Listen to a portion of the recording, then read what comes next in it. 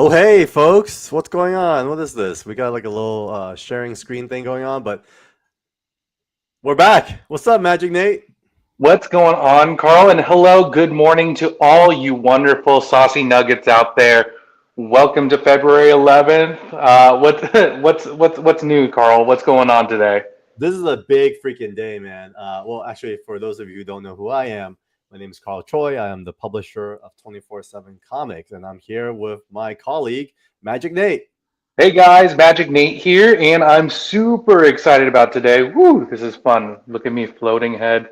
Uh, I am part of the 24/7 Comics team, and I'm a little bit of a comic noob, so I bring a little bit of a personality to all you wonderful people who may not be able to ask all the questions you want in the time that you want. So we're here, we're stoked. Carl, what is so special about today? Today's a very special day. We are launching our very third Kickstarter, Bladesmyth.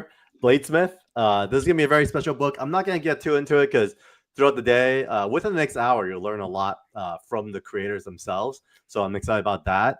And then even having someone like yourself to just ask the questions for folks who may feel a little intimidated by the comic book world, may feel a little bit of a noob, but that's okay. That's what we're here for. It's here for you guys to ask questions, message us in our comments if you have any questions. Well, Nate will be your representative to ask those questions. And then at the same time, there is another co-host that's not quite a noob, and let me bring him on right now. Everyone, please welcome Swagglehos. Hey, good Hey, morning. How you guys doing? Swag, it's a big day. It is a big day. Yeah, very, very exciting. It's always a little bit exciting / nerve-wracking to launch a new book, especially on a Kickstarter. But we're here for it, and hopefully people enjoy what they have to see. Yeah, for those who don't know, Swag and I go way, way back, and we've been on this comic book journey together. Not only does he have his own YouTube channel, subscribe to Swag Haas at YouTube, also a creator himself, had a release with 24/7 Comics this last New York Comic Con via Vivi, and did something, had a really special contribution to this IP today. Like, you want to give a little preview? Because we won't get to it for another hour, but maybe Swag, you give us some insight into how you contributed. Yeah. Well, we've, like you said, we've worked and known each other for a long time and worked together for almost the same amount.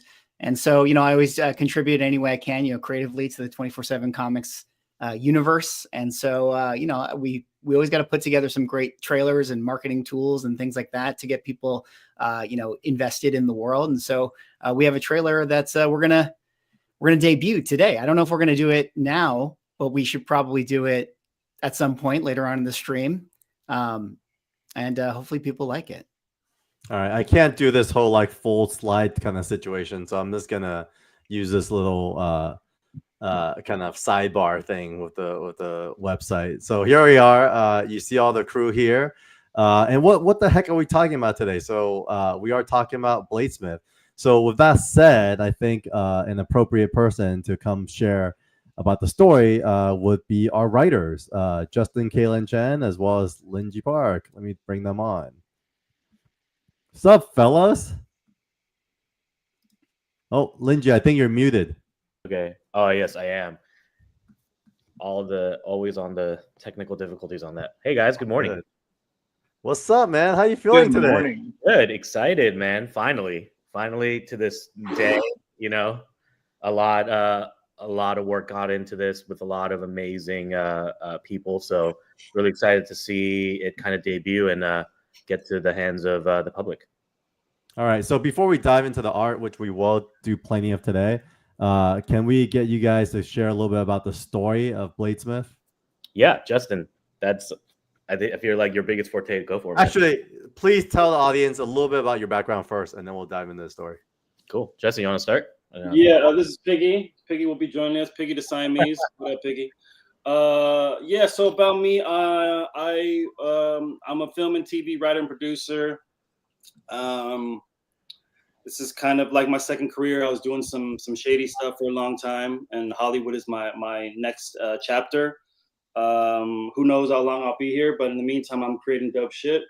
I've written on stuff like Netflix, Brother Son on Netflix with Michelle Yeoh, Bel Air on Peacock, the remake of The Fresh Prince of Bel Air. A couple very mid horror films, not because the writing was mid, but because the execution was, and you know, who to blame? There's many people to blame.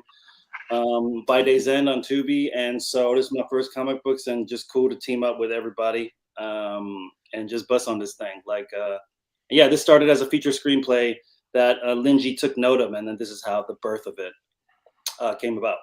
All right, Lingie, you're a big role on this whole story coming together in the form of a comic book. So why don't you share about the little origins behind it? Yeah. Really blessed for that. So my background is very quickly had a layer cake of a life. Started originally in the world of architecture, and then did a 180, got into the world of entertainment. Worked at an agency called Creative Artist Agency (CAA) in the marketing department. Eventually became an agent. So worked a lot with the Fortune 500 brands like AB InBev, Diageo, Canada Goose, and so forth. And then eventually got burnt out and started my own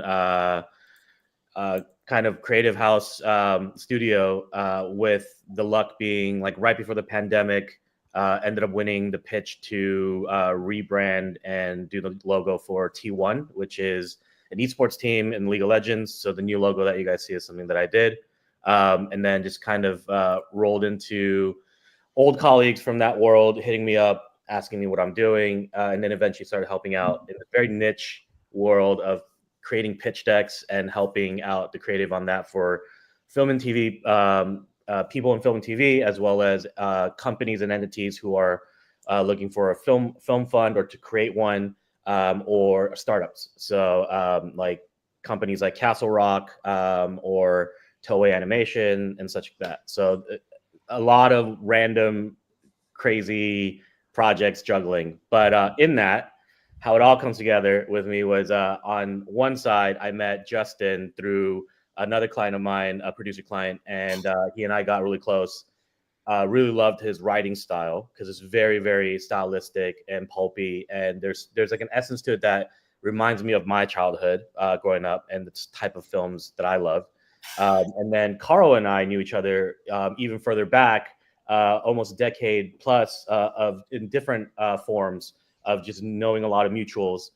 Never really worked together in that way. And then when the pandemic hit, which affected everybody, I remember Carl had a scare, and I reached out and I said, "Hey man, how's everything doing? Are you okay? How's the family?" In that we were catching up on life because it had been a minute, and he told me about this amazing endeavor that he's going on of pursuing his lifelong dream of kind of creating this kind of comic universe and world and being a publisher. And in that, I told him, "Hey man, there's this." It just so happened I read this script that had this kind of essence that, in my mind, reminded me of a graphic novel or comic book. Do you mind reading it? And of course, Carl himself comes from the background of cinema as well, and a big lover of that. Instantly got it, and he was like, "Dude, I totally see what you mean." But there's something interesting in what's great about this world is we can compress story. So essentially, the script you gave me, it's an amazing world, but that's going to be issue 1 if we do it. I want to actually try to commission you guys for 6 issues, which is a blessing to even hear. Let's build this out, and there we go. So that's how the story kind of begins, and from there, I would say like I kind of started the ripple, but then the wave was definitely like created by Carl putting in this amazing team and pulling on the right minds. So thank you, Carl, for that. Now, I gotta say, man, Lingie, you had the right taste, right vision for it. And typically when people say, "Oh, this reads like a comic," I'm going, sure, but you're a trusted creative. And so, you know, when I read it, it was super on point. It read like a comic, but I saw more. And I think why we saw more is because there's just so much stuff to unpack. And so with that said, let's talk about another creator that joined the team that did help us unpack that, Mr. CREEES himself. Need no introduction. What's up, CREEES? What's up, How's man? your morning? Oh, hello. Good morning. What's up? How you feeling, man? Good. Excited. Very excited to have this launch finally. Yeah. Yeah, we'll get more into the art and everything else, but I think all you comic fans, CREEES need no introduction. He's been working very hard. He's been, in the scene amongst all the Comic Cons. He's also the man that I'll share on stage right now. He's going to let his art speak for himself. We'll show more of that later. And one more creator, Will Quintana. What's up, Will? Hey, what's up, guys? No. Master. How you doing? Also need no introduction. He has been a veteran colorist in the space, and we're going to see some of his work later. He recorded some of the work that he's done, and we'll let all that speak for himself. But in the meantime, I think what I wanted to do was kind of go over a little preview of what the art looks like. The color really brought it to life, and Will definitely did his job in making sure that happens. So we'll kind of jump around on some of this stuff later. I should have brought these slides up earlier, but I actually like looking at your faces more. So we'll go over these slides a little bit more later, maybe in the end of the hour when we launch the Kickstarter itself. But thank you for your patience, Carl. And I'm not talking to myself. I am talking to my good friend, Carl Sodergren, who is also known as Carl's Collection on YouTube. What's up, Carl? Hey guys, good. How you doing this morning? Great. Happy launch day. Thank you. Thank you. And we like to do this every time we have a new Kickstarter campaign, and is really inviting some friends who had a chance to preview our books, come on, chat with the creators, and just give some feedback or honest thoughts. We really value the community, and so having different representatives from different segments of the comic community is really important to us. And so, we'll go over some of the guests today later. But Carl, you're kicking us off this morning. Would you mind sharing a little bit about your background? Sure. First of all, hey, I appreciate you giving me the chance to pop on here. But so my comics loving DNA is rooted in the '90s. But I grew up just aware of superheroes since day one. Superman movies, Batman, the TV show, Super Friends. So superheroes have always been there. But then I really got into reading comics in the '90s, and probably like many here, like the collection your interest kind of ebbs and flows over time. And I dipped out of comics probably from like after 2000, had college and other things going on, and then I popped back into comics around like 2011, and then I kind of got into the comic art collecting hobby, and that's how I've been kind of engaged in the comic book world. And then just recently, probably in the past year or so, I really there's a comic shop that opened nearby. The opportunity to get new comics was there, so I've been kind of reading more comics again, and it's been really fun. The most exciting thing for me has been the wide variety of stories and content that's out there. Sure, like we all love Batman, Superman, all that kind of stuff, but I feel like in many ways I've already read my favorite comics and stories in the big two. It's hard to top those nostalgic connections to those characters. So what I've really been enjoying are like the creator owned, the crowdfunding kind of stuff to dive into new worlds and see what's out there. And so this is a great opportunity to pick up another one. Awesome. No, it's great. And I'm glad because you've been really fresh on modern comics. A lot of folks, don't dive in as deep. You've been on like a Transformers binge, and so I think that's one of the biggest recommendations I have for folks taking the comics. Definitely check out Transformers, and you've been diving deep into it. Now you had a chance to read Bladesmyth, the Ash Can, so I would love for you to maybe share some first impressions, and then if you have any questions for the creator team, let's start a little discussion. Sure. Yeah. So first off, I got to say that there are things that kind of interest me as a mid-40s dad. A lot of comics that speak to me now are comics that deal with family, deal with that kind of dynamic. And I also am a huge fan of history, anything that involves, I'm a big fan of like the Old West and medieval times, like that kind of a bunch of different comics rooted in history always have an interest with me. So when Carl gave me a copy of this, I read it, I was like, oh my God, there's both history and family involved. And it just spoke to me instantly. And also, who doesn't love food? I mean, that's like a no-brainer. So I really enjoyed the first two issues. The big thing that kind of jumped out to me is when you were talking about cinematic. It's clearly cinematic, and you read the comic, and you for me, I could hear the sounds. I could feel like the quick cut camera movements. You think like cinematic, quick actions. You feel it, and you feel it, and you hear it, you see it, and when a comic can do that, that's what really kind of speaks to me. So kudos to the team involved, and I gotta shout out the coloring. They're like the food. And and there's flowers in issue 2 that jumped out at me. I was like, oh my god, those flowers! Like, there's some time spent coloring those flowers. So good job there. But yeah.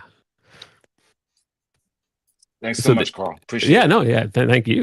So the question I had is, why food? Why glorify a cook? Where did the origins of that come from? I'll answer that. So when or Liz, you want to answer that because your face just like, oh no, my face on screen. It kind of just started like, so my stepfather got a noodle shop, and I was working in the kitchen, being in the back rooms, mopping the floors, because he don't care about what you do in Hollywood. He's like, go clean those floors for me. And like, when you, as a person with imagination, when you moved, and then he'd be like, okay, go scoop the beef out the soup and do that thing.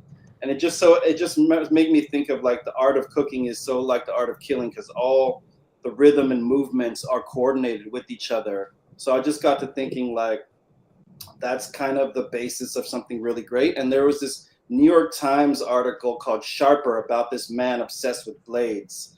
And he would talk about how fastidious he was with the blades, and also how he brought that to the kitchen. So like from that spark, that really germinated everything about this world. And it just so happened like it was around the John Wick height.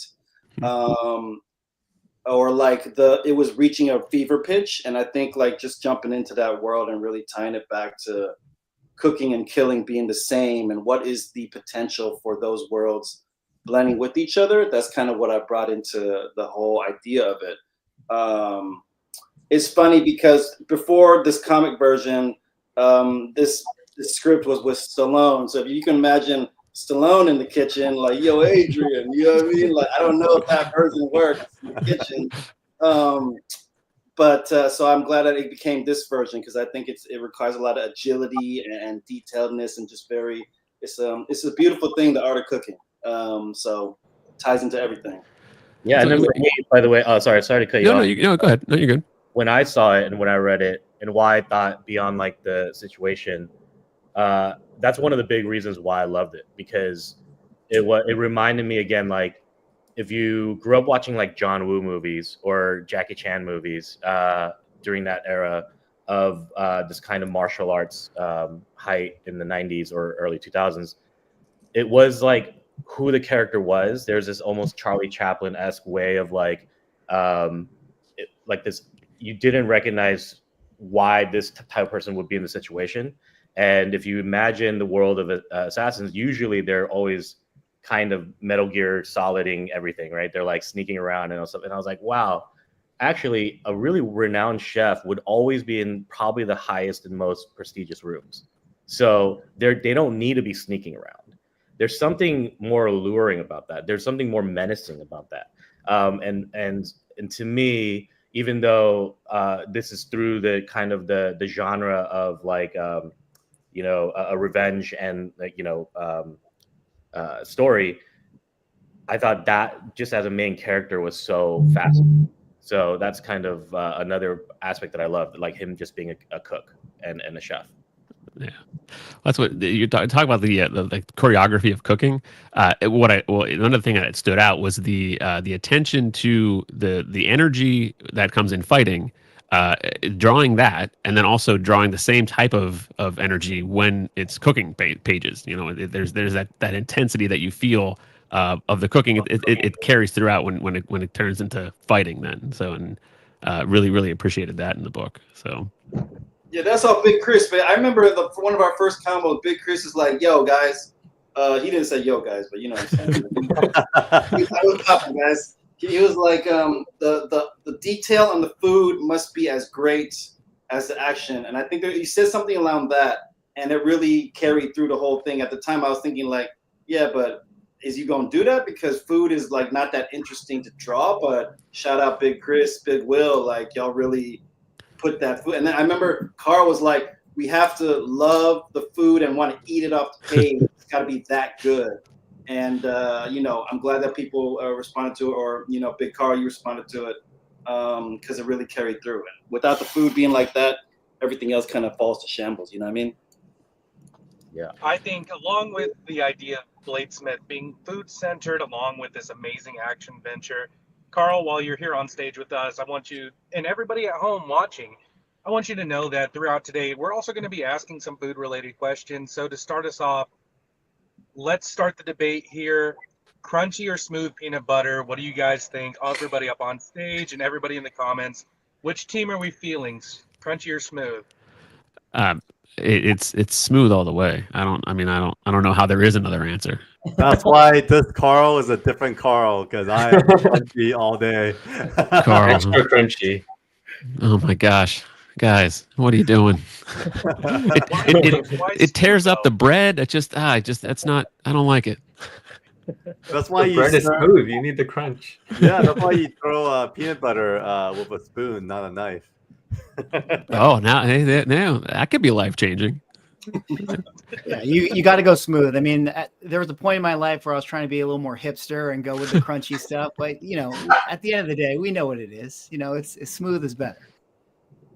Much agreed. Smooth. We got more smooth, man. 3 smooths to 1. We got crunchy from Jane. Yay, Jane.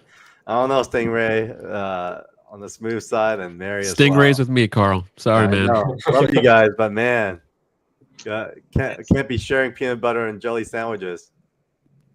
You know what? It's all part of it, though, because there are people who like smooth, and there are those who are right. I mean, that's what the debate comes down to. Man, and the Stingray just made probably the first most controversial comment today. You could take it how you want it. Stingray, if I want to eat nuts, I'll eat nuts. All right. Well, yeah, but why not There you have go. that textural difference while you're eating it? All right. Thanks for that, Nate. I mean, we will be talking about food all day, so I'm glad you have preferences. So those tuning in, feel free to comment below and let us know, smooth or crunchy. Back to you, Carl. Any other thoughts just based on the team's response? So another thing I kind of took note of when I was reading it, I like the idea of the knife being like mastering 2 uses of a knife. There's the knife that when you're using it to cook, it sustains life, it's food, and then on the flip side, it's the knife of death. It's the weapon that is used. So I think that's a cool just a cool thing in the book. So. Agree. Was there any thought like what I guess like what thought was like how did it become the blade? Like what was the origin of say, okay, we're gonna make this society rooted in blades and knives? Yeah, that's like if you go, because I did a lot deep dive into the history of like I was trying to settle on a weapon in the beginning, and like not a weapon but a tool. And if you go back all the way into the prehistoric times, or like going all the way back, the blade, a form of the blade, is the thing that gives life and gives death. Basically what you just said. You just took the words. I wish I said what you just said. It gives life, it takes life. And I think that's where it started. And if you track the knife through history, I did this deep dive pre-chat GBT. It would have been so much easier. But like I did a deep dive page by page, and the blade just came up in very unique instances all throughout history as the consistent weapon of that again gave and took, and I think that's kind of where it just cemented, like it has to be the blade and not the fork or the spoon. Spoonsmith don't got the same ring to it. I mean, so Pretty fun though. I know. Unless he was like a chef for crunchy peanut butter on bread. that's the Spoonsmith. That's going to be my spin-off book written by Paul. Watch out. The cinematic universe of Spork and Spoon. That's true. The crossover Spork. Smith. Well, Smith itself had a bit of evolution, because when the screenplay first came, it was Bladesmyth, Smith, and then I remember one of the brainstorm sessions, CREEES had like a weird like light bulb moment. CREEES, you want to share a little bit about that? Oh yeah. I'm always into like those like double meaning kind of like titles and stuff, like the logos, like company logos that has like 2 meanings or whatever. So then I thought it would be cool to make it like Bladesmyth or like Bladesmyth, like a myth. So I thought that was cool, and then you guys liked it, so that was cool too. Yeah, I thought it was I don't know what more backstory there is, but I just thought it was cool. No, it was a big moment. We were all like, "Oh!" We're like, "That's awesome!" I was like nervous telling you guys. I'm like, "Oh, I don't know if you guys are gonna like this idea." But... Did you notice that, Carl, when you were reading it and when you saw the title? I would like to say yes. I'm just curious, but no. if people know Sorry, it or yeah. not. Because Yeah. I think sometimes like it kind of just blends in with with the word itself. But I think for us it's actually very meaningful because like it's forever branded in this way. So that's super fun as well. But that's like why the other thing is that what's cool is hearing the motivations and the ideas and decisions that are made along the way. Like that's why I love that part of and that kind of comes in being a comics fan when you're an adult. You kind of you meet artists as an art collector. That I've had conversations with artists. So the more you kind of learn about the choices made in drawing a page, that could kind of that adds to the allure of the page itself. So just hearing the decisions made in creating the comic, that only can add to the my interest level in the book itself.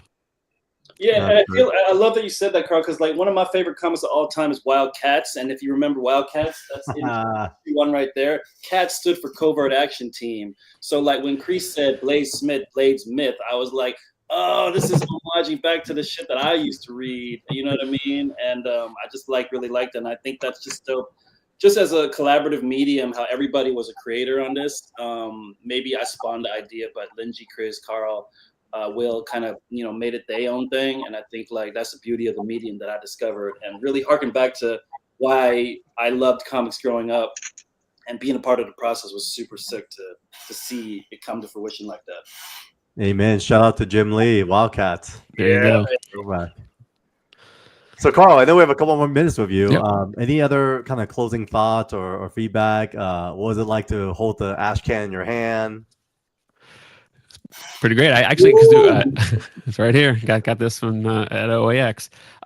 The one thing I like, I know it's not about the ash can itself, but it actually involves more in issue 2, where the issue 1's a great setup. You kind of learn what's going on. You ask questions, and then issue 2, the kind of world gets blown open a bit. So I think it's a really good idea. The first 2 issues give a great look at what the book is all about. But issue 1's a great starting point. So that's the thought I had when I was reading it, because you read the first issue, I was like, oh, okay, this is interesting, and then the second issue, you go, oh, okay, so it opens up even more. So nicely done. Sweet. Right. And Carl, did you have in the first few issues? Did you have a favorite character that you responded to, or you're like, I like that guy forever, whatever? I'm terrible at names, but was that Uncle Chris? Is that what his name was? Yeah, Uncle? Yeah, that guy. Yes. Especially then, you learn more about him in issue 2. So that's why I was like, okay, I like this guy. So he's, yeah. I feel that. It's awesome. Yeah, I knew Justin was looking forward to getting some Chris Lowe love as well. I know that's a special character in your heart. Yeah, nice. I was raised. I was homeless as a teenager, and I was raised by a black man. So he was always like, he's omnipresent in everything I do. So I always try to slip him in and everything. So it's very poignant on a number of levels to see him in a comic where I'm like, oh, that's motherfucking Charles, man. You know what I mean? See, that's what I'm talking about. It's learning stuff like that makes the interest in the book even stronger. So like I love knowing that. So thanks. Oh man, that's dope, man. I didn't know that comic aficionados respond to that kind of stuff, but that's where it's germed for me. So it's for me at my stage of life, when it comes to comics, it's about the reason I started recording videos on the channel is I don't care about like blowing up and I don't whatever. I just like having conversations about things that I enjoy. And the more you kind of put yourself out there and talk about the things you enjoy, you find those like-minded individuals and have those great conversations. So yeah, that's the motivation for recording and doing some reviews, talking about the art I buy. But yeah, definitely, it's all about community in my mind. So that's awesome, man. I love it because then like just the one other like thing that gets sprinkled on top of that, because that was always like in the through line when Justin wrote it, because he always wants to immortalize and give his love back to his community and his father. Even the character of Lauren when we were creating it.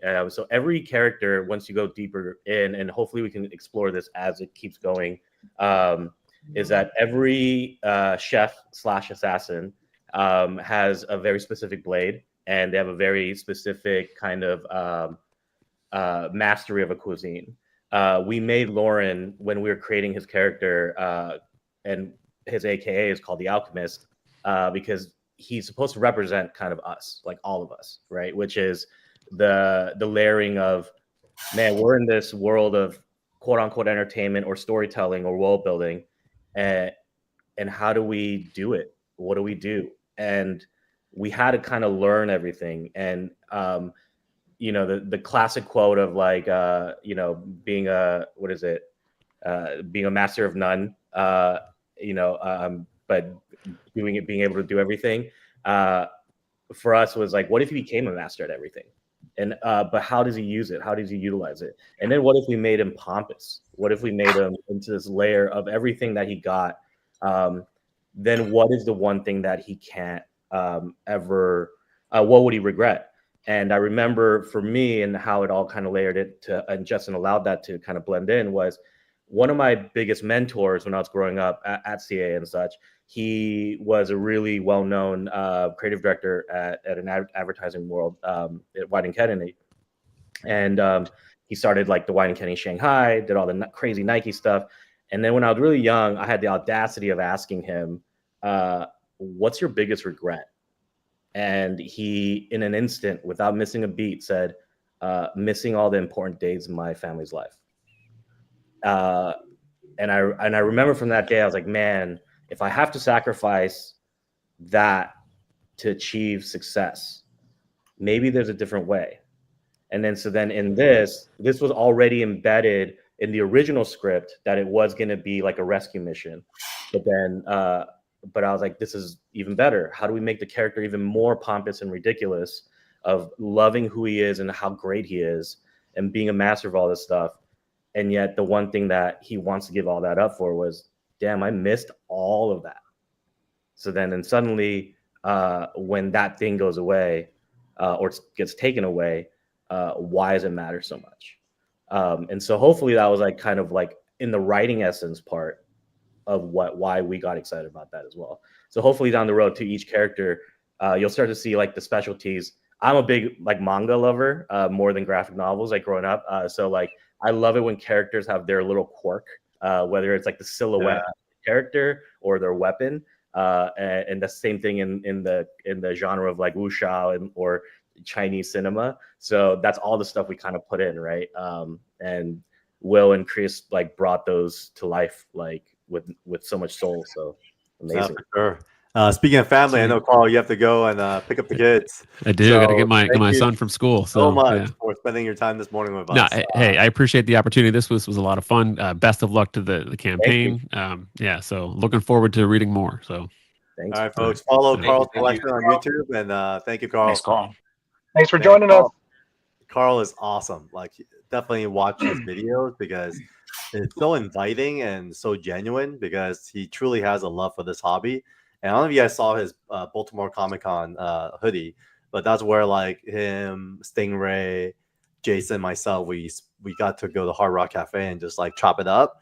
And there was just so much like true love for this format and this kind of a format of storytelling that I think it's why it's making a huge comeback. Like when I mentioned Transformers, I think they're on their 700,000 copy in like fifth or sixth print, right? Swagger House, I think they're pretty up there as far as like sales goes, and you haven't seen these kind of numbers since the 90s. So to me, it's just, you know, history repeats itself. I feel like we're in a time of renaissance, and it's great to even like for us, put out these ash cans, let people be able to see what it's all about, and feel it and touch it all over again. And that's kind of what comics are about. No, I agree, and I love what you said, Carl, because I agree in the Renaissance era, in this new kind of age, because in every vertical of storytelling, whether it's art installations to movies to in the game world, I think everyone's going back to like, what's the vision? What's the singular vision that, and like, so even all this, like even like the choice of the paper and who you're working with and all that stuff is like what brings part of the spirit, all that stuff. So thanks, Carl, for all like bring that community, and like bring it to that type of community. So I agree, like people that we would love for them to kind of get excited about this and get to know this first, Yeah, no, it's definitely a team effort, and it takes a village. Any other thoughts before we bring on our next guest for today? You know what? I did want to point out to everybody watching and our wonderful team on stage, hey, we are less than half an hour away from the launch.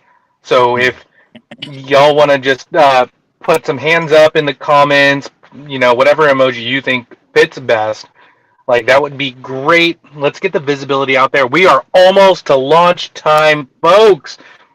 I hope y'all are stoked. Carl, we have another friend joining us, don't we? We do have another friend, Mr. Speaking of physical to digital, Mr. Spencer Vogel. He is from Crypto and Comics, a longtime friend. Spencer, mind introducing yourself to the community? What's going on, everyone? Hey, Carl. Thanks for having me on. And it's Comics and Crypto, not Crypto and Comics. I'm just going to throw it out there. Sorry, I'm dyslexic. But yeah, I mean, my name is Spencer. We've been running the channel for probably coming up on three, almost 4 years now. But yeah, we cover the physical and digital side of collecting. So we're really excited about comics and VHS, and I mean, really just all formats of collecting. But we've been kind of got our start, focusing really on kind of like the intersection of digital and physical in the comic book world with like VV Comics and a lot of stuff that was released on that platform. But yeah, I'm the only one here today, but I got two other co-hosts on the channel, and yeah, we're big collectors. Obviously, see the stuff behind us, but yeah, you can't see my digital collection right now, but I'll show it off sometime. I got lots of 24/7 comics in my digital collection. Thank you, Spencer, and always been a great supporter. I mean, it's cool because obviously there are these like two worlds that are like so far apart, but it's really cool to always kind of find that like little intersection, right? And I feel like you and I have always seen eye to eye. So often I'll jump on your Twitter spaces, and then we'll have you come comment on what's happening here. Before we go on to some of your questions and thoughts on Bladesmyth, I wanted to just shout out a few friends. We got Dinesh, Bad Idea, publisher, great friend. Make a lot of trips together. Arillis, as always, throwing up the blade. And then Rabdaz, welcome to the stream. We got, hey, Mina. Is that the Mina? I think so. Congratulations, Mina. I'll let Crease if he wants to share the latest news. But Rabdaz, thanks again. But yeah, we have a whole party going on here, 124 viewers. So thank you very much. With that said, Spencer, man, floor is yours. What is any questions or thoughts or reactions to your preview of Bladesmyth so far? Yeah, I mean, I really appreciated it. Just first off, the art I thought was really cool, especially like the way that like motion was presented and the way that motion was kind of I guess captured in the art. I thought was really, really cool, especially like with the cooking. I mean, the fighting scenes too, but especially with the cooking. And I heard you guys talking about this before, but yeah, just I got really hungry reading it. The food looked really good. I was sitting here, I hadn't eaten yet, and I was just like, this looks like there's some really good food. So the food aspect of it, definitely like I really like the kind of like the combination of both like cooking and fighting. I feel like that's a very, very unique take. And I got like the character building, kind of like the family aspect of it. Definitely kind of hooked me in early and made me want to continue with the story, and some really good cliffhangers at the end. So I'm excited to see where the story goes and keep going with it. And I guess maybe one of my questions is just because you guys have always done such an incredible job with doing all these really amazing variant covers. Curious if you can give us any, kind of insight into what we can expect for some of these different art pieces. You know, it's funny. For this one, we actually aren't doing variant covers in the context of other artists.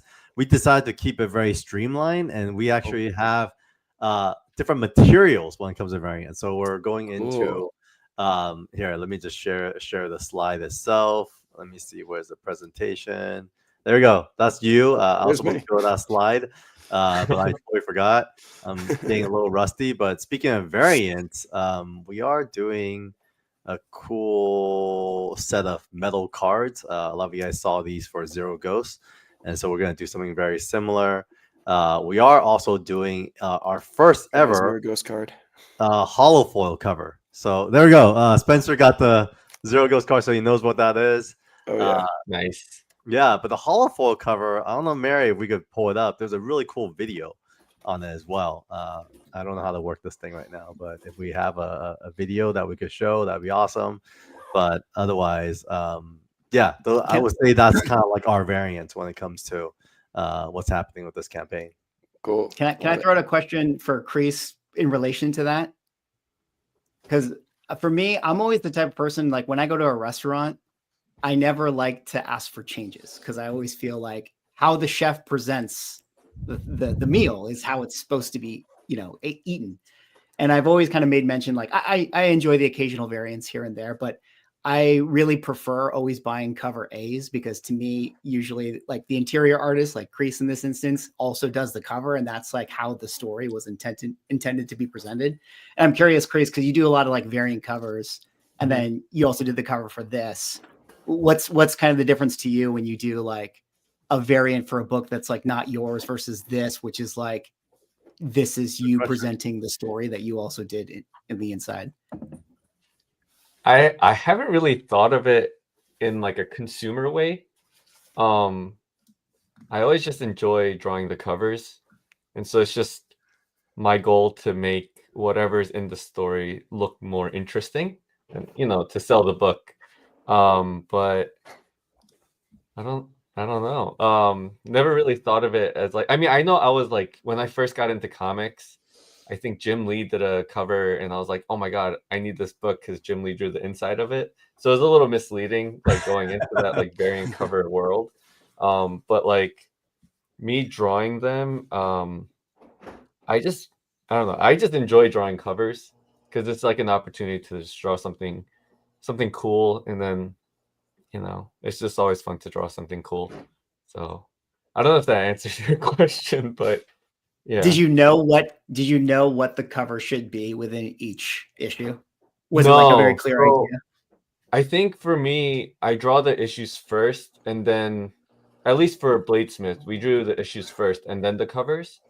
So like for issue 3, that cover came really late, but I'm kind of glad it did because I was able to like think I'm like getting better as time goes on. So like I think if I did it sooner, it might have not turned out as well.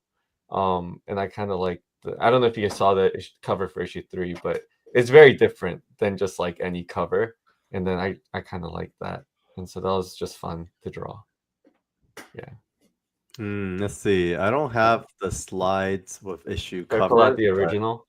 Yeah, I noticed that. Oh, with pull out the original. that- We have it. That'd be awesome. Yeah. So I know, Yeah, with that- Spencer, I even know the reason you asked that question is because with Vivi, every drop has like 5 variations. So it's almost like mandatory to do like variant covers. Right. So in that context, I have no idea who's working on those yet because typically we go from Kickstarter, then we go to Vivi, then we go into the retail. And so you're way ahead of the game. So you know what? If you have suggestions on like who you want to see, who you think we should talk to, that would like do a mean Bladesmyth cover, all open. Let me put some thought into it. Yeah. Okay. Awesome. CREEES, you show off the issue 3 cover. You might have to change the camera, Carl. Okay, here, let me see. And also, I think Will, you were trying to say something, right? Will, because I think Will, out of everyone, probably have seen the most progression as well as he's coloring. Yeah, that I noticed that with the third cover that CREEES had incorporated a lot of washes. So, Mm. you know, that's Nice. that, you know, lends to the growth that, you know, he had mentioned, you know, Yeah. because with the first issue, not quite as much washes and stuff like that, but he really detailed the hell out of this cover. Yeah, I with went those in on the washes, 'cause food. that's all him, you know, as far as the food and all that, you know, light and shade and stuff like that. So it turned out phenomenally. Thanks. And your That's colors awesome. were amazing on this one. So Oh, thanks, man. But yeah, I mean, that I just saw like I was like, oh yeah, man, these are some like dope washes that, you know, CREEES has incorporated into, and it was like the first time I noticed that, because you know I'm not really, you know, I only ever really focus on like the page in front of me. I don't really have a lot of time to like examine a lot of the stuff that's outside of what's on the screen. So yeah, it was really dope to be able to see that new, you know, that growth, that those washes and stuff like that. I'm a big fan of stuff like that. thanks. Yeah, and speaking of variant covers, I know. Let's see, share screen. Where's my screen? I don't know. So many screens right now. Present, slide, screen. Is the share, cover up for page. grabs on the Kickstarter? Oh, here, yeah. This is up for grabs on Kickstarter. This is the holofoil cover Oh, that we were talking about. So Nice. yeah, when it comes to variant, this is it. That looks clean, man. Yeah, I'm a it's gonna be sucker for super fun. foils. Yeah, me too. I think it's a problem. So, Spencer, back to you. Any thoughts, reaction to that little discussion with variant covers? Yeah, I mean, I definitely I get where Mickey was coming from on that question. I mean, because like I'm a big music guy, you know, outside of all this other stuff, and like I definitely see like albums. Like I love listening to an album like straight through every single song, like the way that the you know the artist intended it. Because it's like I don't know, I feel like that's like kind of part of the whole process. Same thing. It's like a menu. It's like a you know a dish. Like they meant it to be made that way. So to make substitutions or take songs out definitely kind of like takes away from that experience. So. I think that was kind of my takeaway from that. Yeah. Yeah, it's definitely the different ingredients that come into the comic market. I think early on we were. It's funny when we first came into to becoming a publisher, our whole thing was like anti-variant covers, but we also realized that there was an audience for the art, and also it allowed us to collaborate with other artists to present their version. So our commitment has and always will be cover A being done by the artists themselves to have that purity, and as to not bait switch, right? CREEES, like I had the same experience growing up. Like I remember in the 90s where like all of a sudden you got like Jim Lee all over the place, and 1 out of 10 would be actual his interiors, and eventually you don't get any of his interiors, right? And so you're just kind of like, what? And that's actually very common today with kind of the big twos, where you have all these big names doing all the covers, but when you open it up, it's random like name that you've never heard of doing the interiors, and typically it's not up to the same level as what you saw on the cover. So it's a little disappointing, but I also understand on the commercial side of things why they do it that way. Yeah, I've done comics, and like I always ask if I can do the covers too, and then usually the covers are done like way ahead, so then it's already done and like decided on. So, but I'm always thankful when they allow me to do a cover, even if it's like a variant for my own story. So, yeah, but I'm glad I got to do the main covers for this one. I do want to, if I can, I'd like to bring up Kiwi Jezza. I see your question in there. When you do a variant cover of another artist's book, do you get to read the story first? So they sometimes they'll give me like references, but sometimes they just have like an idea of something that they want to show. Maybe it's just like a fight scene between the two characters in that book.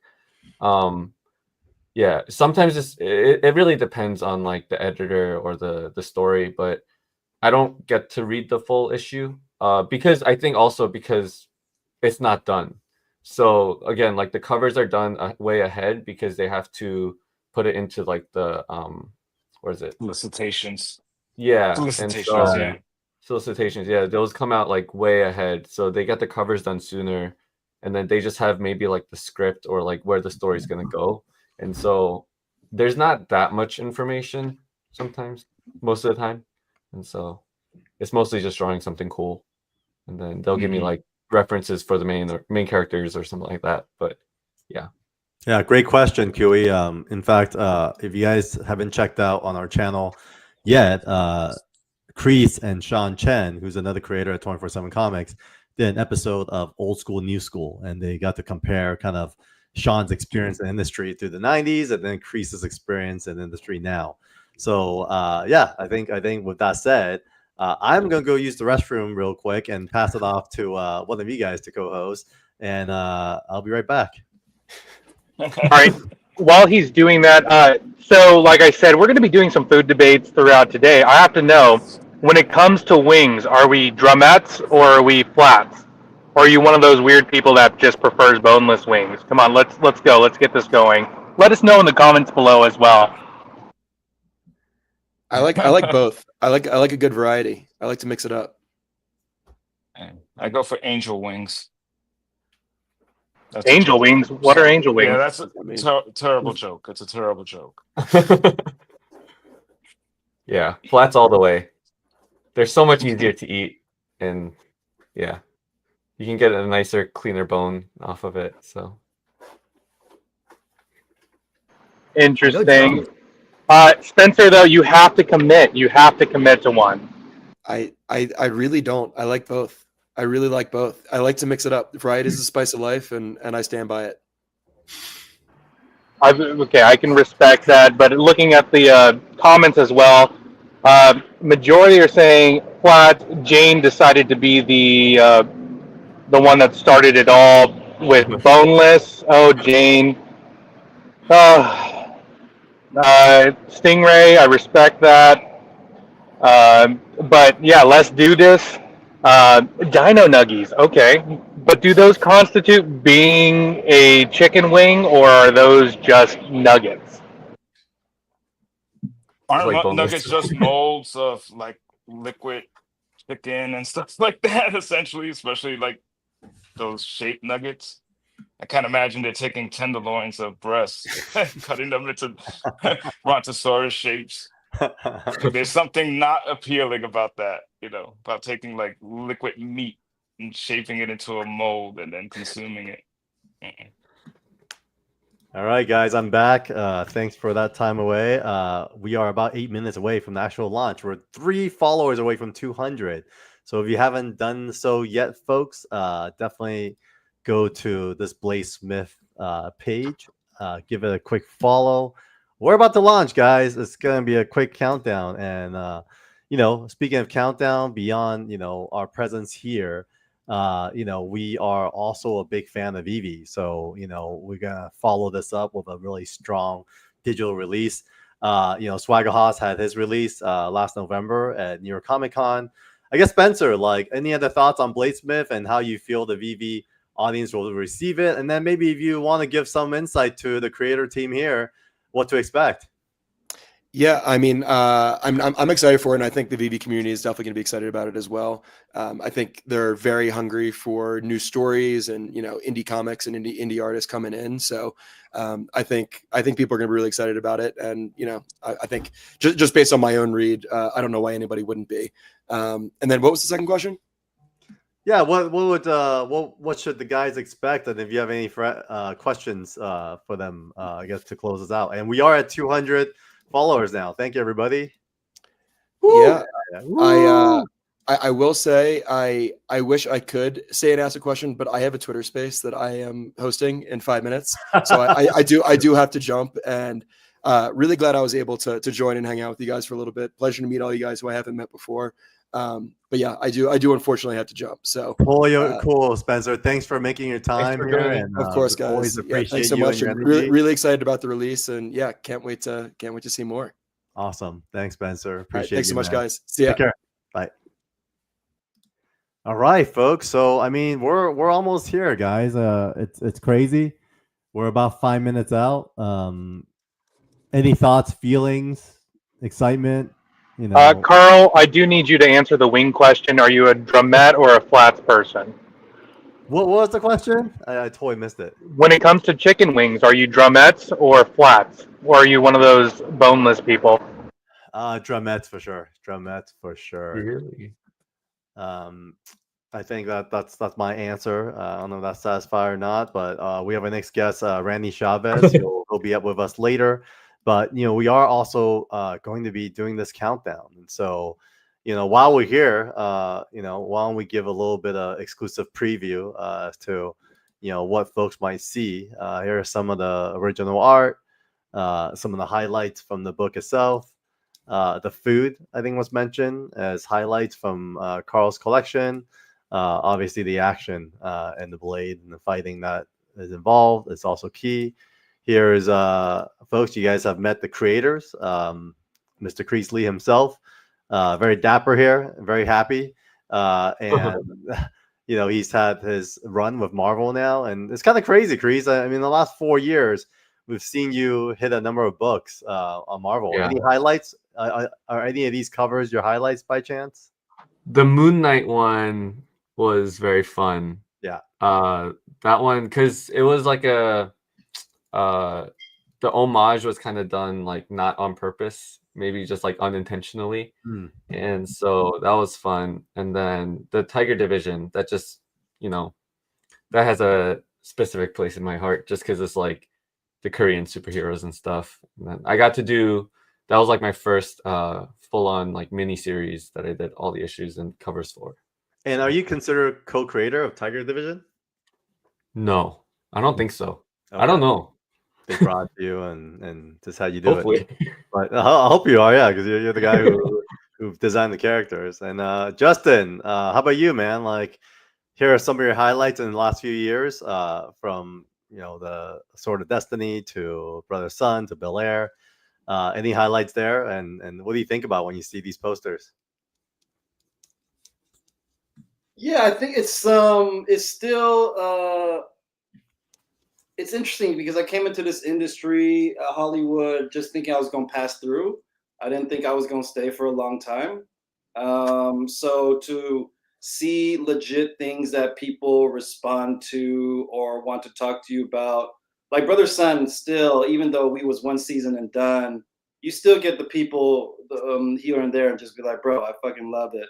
Like I'm doing this, working on this series, and one of the guys I wrote, that was the one for me. So I think like there's a lot of poignancy that I didn't expect coming into this industry. Again, Bel Air, because it's such a historic IP, and Will Smith's the EP and everything. So yeah, there's a poignancy that I didn't expect coming into this industry. That whenever it's time for me to depart the creative industry, I will take with me, because I really love just the world, how people respond to art. I think I didn't understand it fully until now. Even now, like on this, I'm like, this is, yeah, people make art their lives in a huge, poignant way. So poignant is the word, man. Just poignant. Yep. And that's, and it's great to just kind of see you being introduced to, comics as a new format of storytelling. Hopefully that inspires you to kind of think outside of the traditional film and TV as well. And with that said, someone responsible for that was Lingie. So Lingie, you had a lot of experience with some highlights being Coca-Cola and Activision Blizzard. Any thoughts from your experience that kind of pours into this? Yeah, I mean, those are definitely with some of the bigger brands that I work with. I think, but some of the ones that come to my head, highlight wise, on the branding side, got to work on Butterworth of China for some odd reason. Got to work with Easton Chan, Easton, yeah, which was amazing.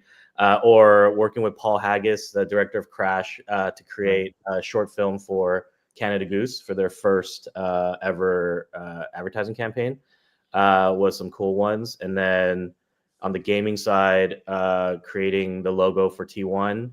I don't play League of Legends. I missed the hump, so I suck when I try to even play. Or even the recent Tiger Woods golf league, TGL. It's a logo that I did as well, and I Nice. don't play golf. So it was what's fascinating is like to bring new perspective and being in that world, and being able to be respected of and to be in the creative octagon is always the most fun. All right. So you guys see lots of experience, what's brought to the table. And with that said, we are now launching Bladesmyth, I think. Woo! Let's go. Let's go. That's not the right Kickstarter. Let's see. Bladesmyth. Is it just because my thing is not, it's because I'm signed in? Or do you guys see it yet? Let's see. Bladesmyth, pre-launch. It should be at 10 o'clock. I don't know. You got to hit the button. Do we gotta hit the button? Mary, I think in the background, I guess we gotta hit the button. Let's see. Launching soon. Hit the button. Yo, hit the button. Push the I'm button. about to do it live. Hit the button. It's weird. Alright, Usually it's You can show, you can show the behind the scenes of how it's actually Yeah, I done. You should. actually have Let me see. Let me go to creator. I'm literally just gonna do it live right now. And, creator resources. Thanks for to sharing. go all the way down. While that's going, I'm going to read through some comments really quick. As we're doing it, yes, thank you. We've hit 200. It's amazing. Bunch of people had flats. Brother Son was truly robbed of more seasons. Sleep in Comics. Let's go. Fire up the stove. No waiting. Hit the button. I'm watching live. Cosmic Seeds. Yes, thank you for watching live. And I think my favorite comment so far was from Derek Neiman. Boneless wings are just bones dipped in sauce. Thank you for that. And if you guys are just tuning in, this is the Bladesmyth launch live. I know my face is really close to the camera, and I hope you can see it. We are super stoked to be here. We're going live. We're preparing for the launch. We're counting it down. Are we ready? Is that it? We're not. We're about to message Kickstarter. For some reason, it's not allowing us to go live. So Oh. yeah. So we might have to kind of delay a little bit. So I think we'll have to lean on Mary, if you don't mind, messaging Kickstarter. It's supposed to launch now, but it's not. But hopefully we'll get this thing set up sooner than There should later. be customer support, I think, on the Yeah, chat. I'm about to go. Mary's working on it, so guys, be patient. With that said, let's Thank bring you, on our Mary. next guest. Yeah, not sure what happened. Usually it'd be set on timer, but for some reason it's stuck. So welcome to technology, folks. But in the meantime, let's welcome our friend, the real Randy Chavez. What's up, Randy? Welcome, Randy. How's it going, guys? What y'all up to? Oh, Randy's another good friend from the VV community. You know, we double down on digital, but at the same time, we want to have responsible partners, and VV has been that for us. There's a lot of choices when it comes to digital. Obviously, we could definitely always just go traditional physical, but we do feel like there's a different audience, and we found that in VV. So, Randy, would love for you to share more about who you are, what VV is, maybe just to audience who aren't as familiar, and then we'll dive into your thoughts and feedback for the Bladesmyth crew. Of course, of course. So, my name is Randy Chavez. From New York, I was in high-risk lending, so I was able to determine which companies would pay me back if I were to give them money, and which ones wouldn't. Did very well in that. Got into Pokemon cards, got into stocks, and then eventually crypto. That led me to Earth 2 and now VV. And the reason why I thoroughly enjoy VV is because when I was collecting Pokemon cards, these super high-end ones, you don't really want them in your home. Like if you have like a floor safe, that's cool. But as we've seen with like these LA fires, even if you have a fireproof safe, the safe is fine, but everything in there, it just becomes an oven, and everything in there is destroyed. So you want to keep them like at a bank. You want to keep them at all these different places that are like temperature controlled, and you don't really get to enjoy the cards that the ones that you own, you paid an arm and a leg for. And for VV, they're on your phone. They're all digital, and you can punch your phone out a window, and all of your collectibles and comics are fine. I have some of the Evermind stuff, which is great, and that's what I like about VV. And ever since Diamond Publishers kind of went out, and it seems like another blow to the physical comic book industry. The fact that you guys partnered with VV, I think, was really smart, because they have VV Comics, which is has Marvel, Disney stuff, Dynamite, obviously you guys, and that's just something that it makes a lot of sense for you guys to partner with that, because now you don't have to worry about shipping into random countries. Like this is all over the world. Anyone can do it. Anyone can go and buy these things. So I think you guys are really smart with that. And that's kind of who I am. Yeah, no, I think your Diamond Distribution Chapter 11 was a really big observation when it comes to comics itself. For those of you who don't know, recently they had filed for basically Chapter 11, and it was really big news where basically Diamond Distribution for the last 30 years has been the kind of monopoly on comic book distribution.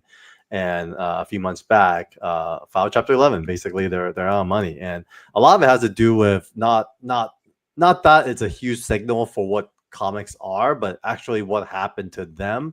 I think is due to their own kind of inability to evolve. Meaning, Marvel, DC sold plenty of comics last year, and so the Image. But what happened was they actually left Diamond, and because they left Diamond, it caused Diamond to really not be able to cover their overhead, having some of the biggest distributors leave. Now, one brand that didn't leave but actually evolve, I would say, is Marvel. Marvel became probably the first ground floor into the VV ecosystem. So Randy, want to share more about kind of the impact that VV has had on the Marvel digital collectible side of things? Yeah, so as the digital collectibles and comics, they are a little bit different. That's one thing I really like about blockchain, is that whether it's Pokemon cards or physical collectibles, physical toys, you're never really 100% sure how many was printed. They had this big controversy with Pokemon recently, these prototype cards, and some of them were fake because it's not on blockchain. You can't, unless you know that card really well, you can't really determine if it's fake or not. A lot of Pokemon cards, like, unless you're in that hobby, like if you want to get a gift for your spouse or kids or whatever, and because they like it and you don't, you're not really going to know if something's fake or not. If you're in that hobby, you'll know. But that's kind of what blockchain solves, and what VV did with Marvel. They say, okay, all these first appearances of the Marvel characters on the blockchain, that's really cool. And then for their higher end comics, like their grails, Marvel Comics #1, Amazing Fantasy 15, all these ones that, yeah, even if you could buy like the reprinted versions, and those can be pretty cheap, but to have those grails, like, you're not going to want to like read them and damage them. I mean, you want to read them, but you don't want to damage them anymore. But with these, again, they don't get damaged, so that's really fun. And then again, you have VV and Marvel that have kind of done a fusion so where they can build the first pillar of what's next in the world, which is these digital comics. And we've seen it for a while. I remember even years ago, you had these kids in comic book stores that would buy the physical comic. They would have it, but then they would buy it just so they could scan the QR codes, so they could read it on their phones, and that never really made sense to me. Because like I understand if you don't have access to the physical comic, but here you do, and I saw the way that kids were kind of reading these now, because then you could read them on the go. You don't have to worry, like, bring a backpack with you or anything.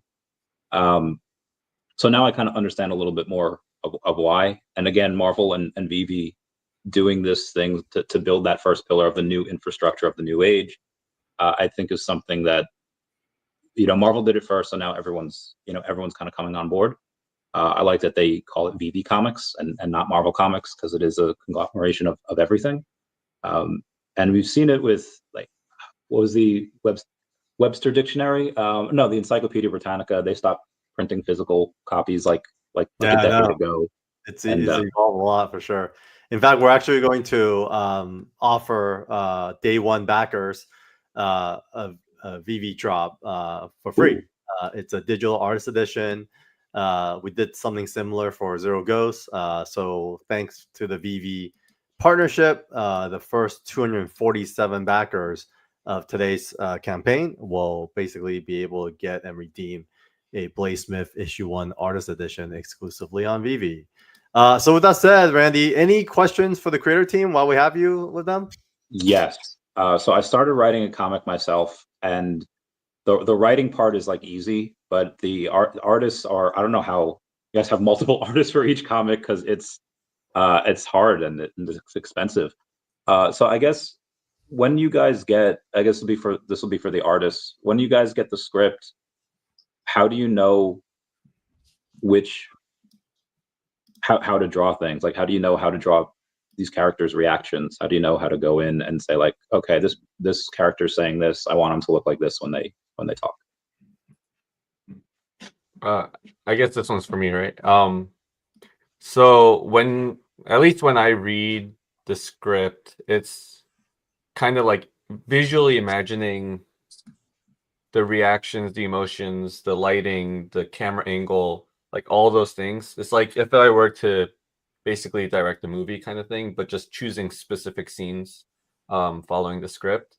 And so, like, I would have to read the script, see kind of like what the characters are doing, what the emotions are behind each, all the dialogue, and then basically, like, depending on that, you kind of choose the emotions and stuff, and then if I'm able to, I'll try to draw it like what I'm thinking. But it really depends on the writing. So, like, if the writing is not descriptive, then it kind of opens it up for me to interpret how I want to do it. But also, like, if you are also envisioning a certain way of the of what you want to show in the book, then like it really is like working together with the writer on it. And yeah.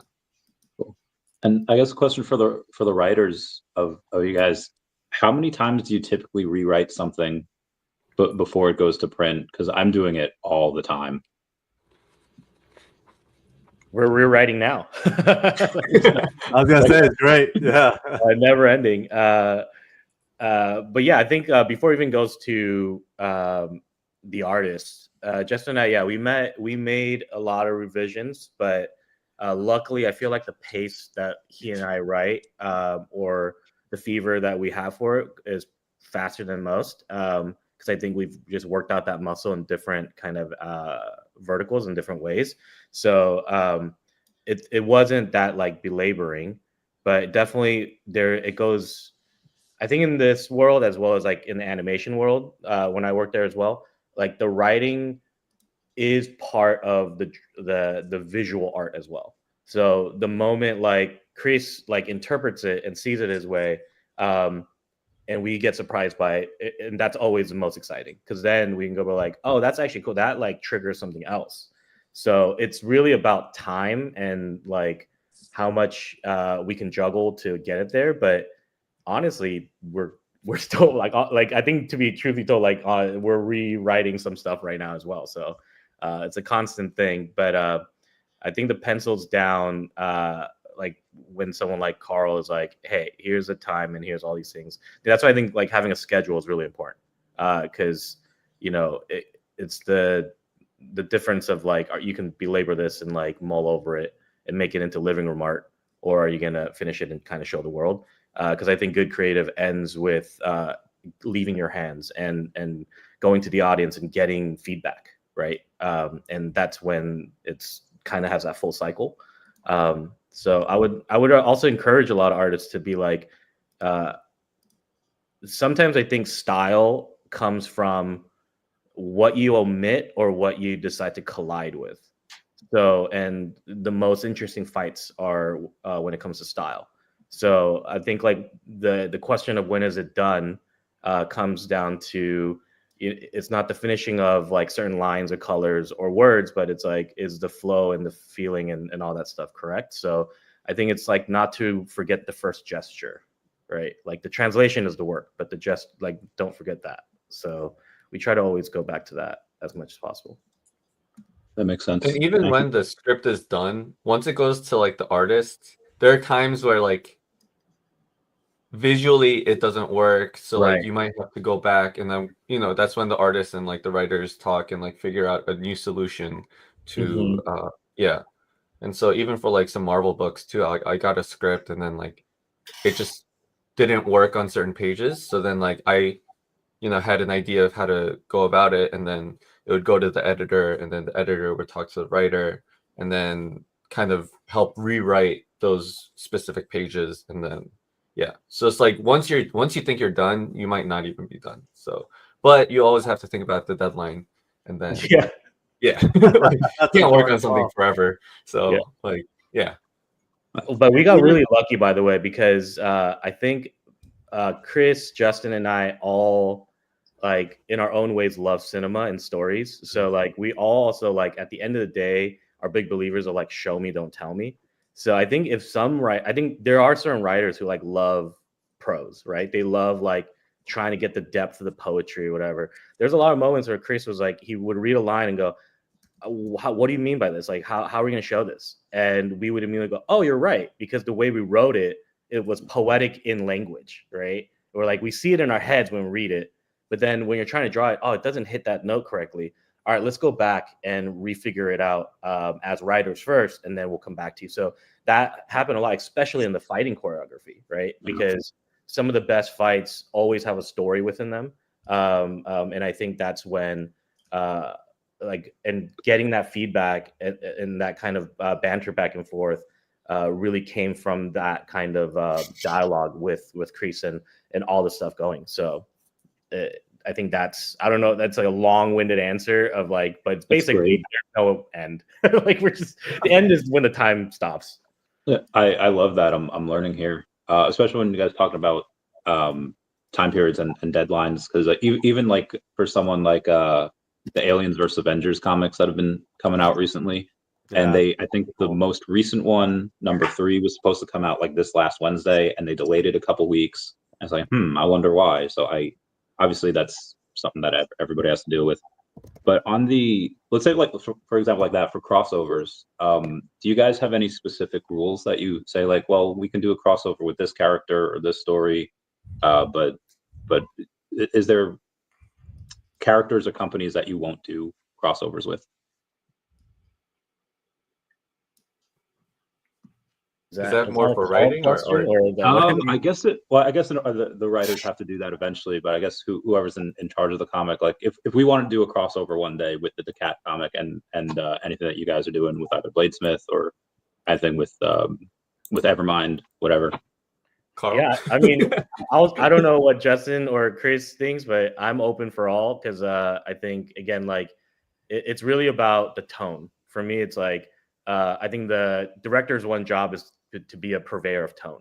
So if it's an IP that like tonally won't go to a spot that we're willing to go, because and that's the fear. I think we're open to working with anybody and crossing over, but all of us have pretty crazy dark humor, and I think we also will take it there. Like, hey, what if the story went this way? But if we're immediately gonna get a no, then that might be difficult, because I would rather have the audience or like whatever we're responding to tell us no, rather than tell ourselves no, because I think our job is to feel and create and kind of work through the kind of anomalies of whatever all this is through the story and through the art. So the crossover question of like, we're open. Are they open? Like, where we're going, there's a lot of like cooking and assassination. So like there's a lot of action. Let's go.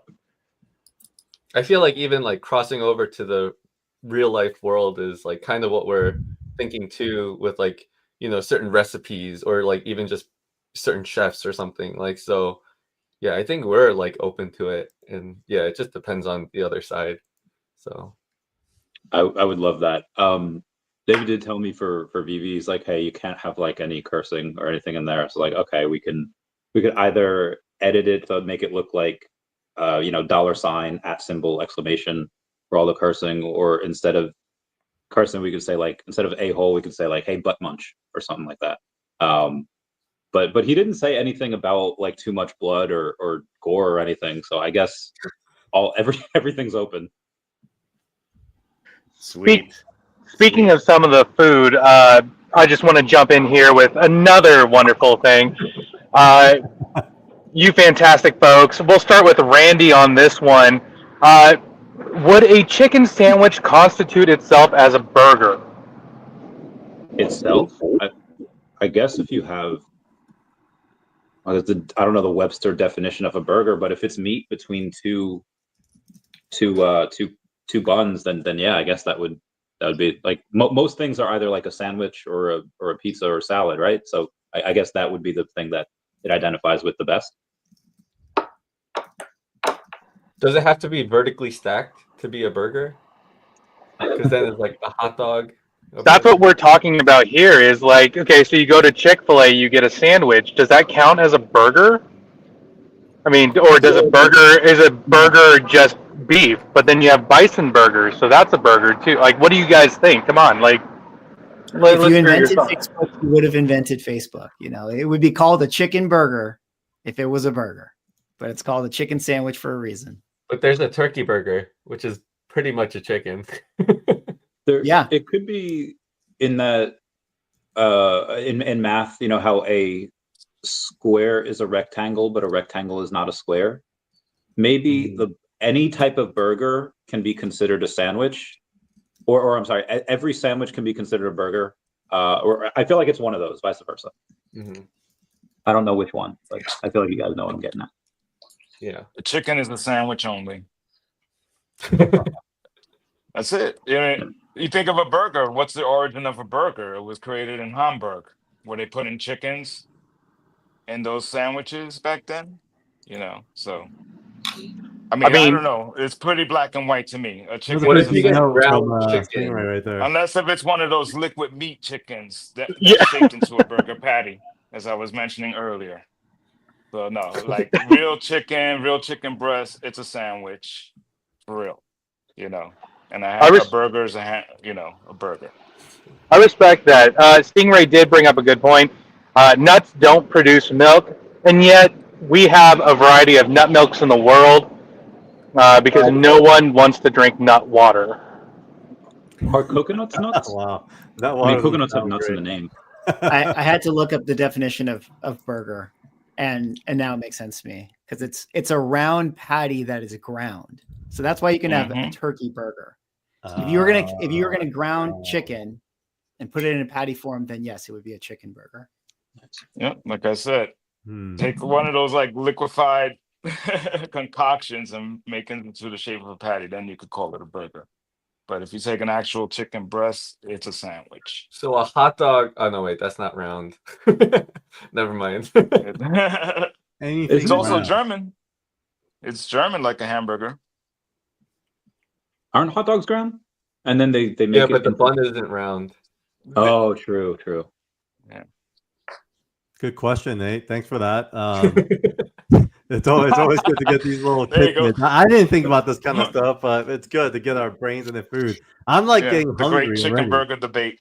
Yeah, and so real quick, guys, as a quick update, we are having some technical difficulties on Kickstarter, so we're trying to get a hold of them and talk to them.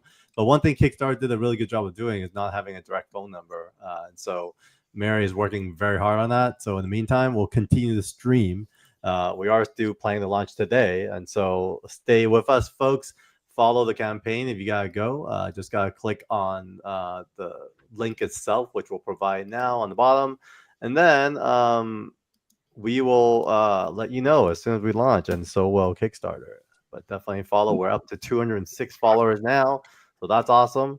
And with that said, Randy, back to you. We have about 5 more minutes. We'd love to hear any thoughts, any questions you have for the crew.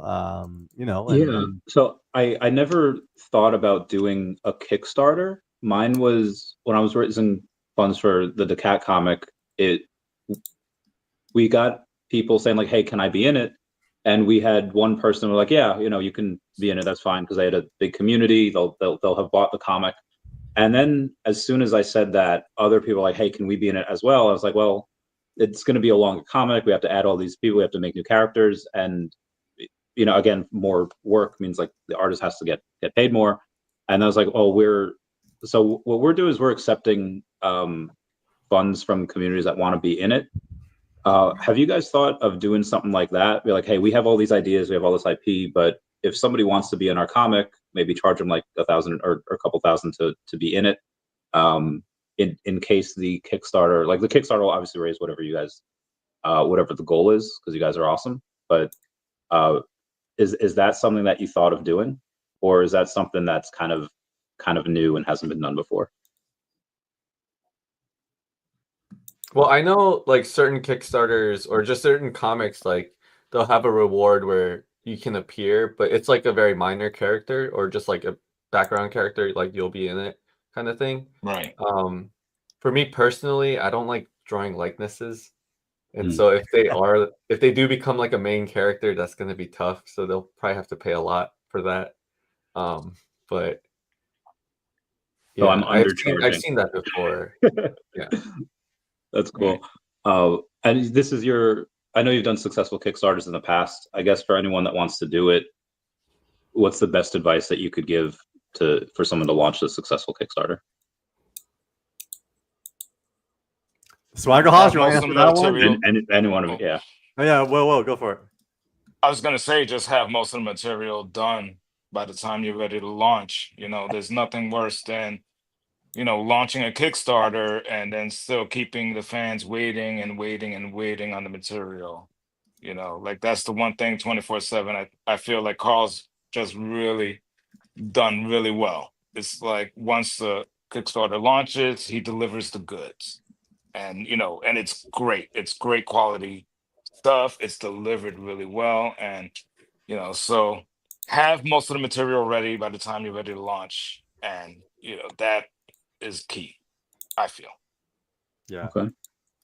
I'm a big fan of that as well. I don't like waiting too long for delivery, and so I've been very active in backing projects I believe in, but I've also been in situation where I waited like years before I got an update, and then maybe even years where I never got my product. And so those are the two kind of bullet points that will never happen with us. And so what we did was commit the resources to actually get the creator team to work and get to the fourth book. And once, it's almost like clockwork. Like CREEES, you saw, as soon as the fourth book was almost done, all right, we're going to Kickstarter. We're gonna launch. And so that way, it becomes a reality for the creator team that this is real, it's happening. And then two, it gives good motivation for CREEES and the team to finish the rest of the issues for part 2. And so that's really important for us.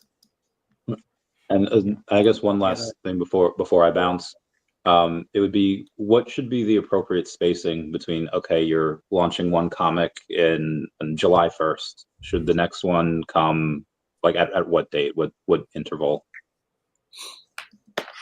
I guess I can answer that. I mean, we're trying to test the audience right now, and we're doing that. Last year we did 2, and then this year we're gonna do 3.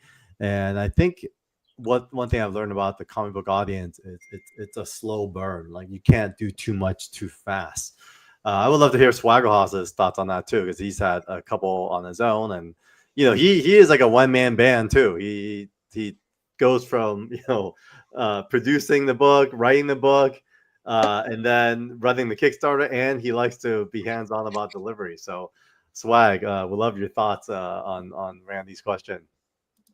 Yeah, I mean, I can give you a bunch of pearls and stuff, but this last one, I think with Kickstarter, it's a little bit different. I don't think you need to really have a cadence for Kickstarter. I could be wrong on this, but like, I think what is unique about the crowdfunding space is that you're creating a moment in time, and you're creating like kind of this lightning rod moment for the product that you're making. So if it's good and you get it out to the right audiences and you have the right marketing materials, like people will come. Like, so, if you launch one project and then, I don't think people have the expectation that it's like, hey, it's the first of the next month. Like, where's the next one? Like, that's not really how this audience works. At least that's my experience. Right. But yeah, going back to your tips for Kickstarter thing, I mean, there's so many, but to me, it's doing all the work beforehand to like get the followers of your page. That's a huge thing, just so you have like initial people that are going to be interested in it beyond like just your friends, you know. And then also your art is everything in this space, the comic space. Like your art is going to sell your book, your covers, your art. And you know, Bladesmyth can be a wonderful story and it can be a cool world and all that sort of stuff, but like it's a visual medium. People are visual creatures, so like art is everything in this space. And then once you get people roped in with the art, then they'll start to dive into the story. And then the last little, I don't know, nugget I can throw your way is it's a marketing marathon. You know, you should be exhausted by the time the Kickstarter ends. If you are exhausted and you feel like you need to sleep for a week, then you know you did a good job. So that's good. You know, my tips for you. Thank you so much. Thank you so much for being here, for inviting me on. This has been great. And I'll do it anytime y'all want, let me know, and I'll catch y'all later.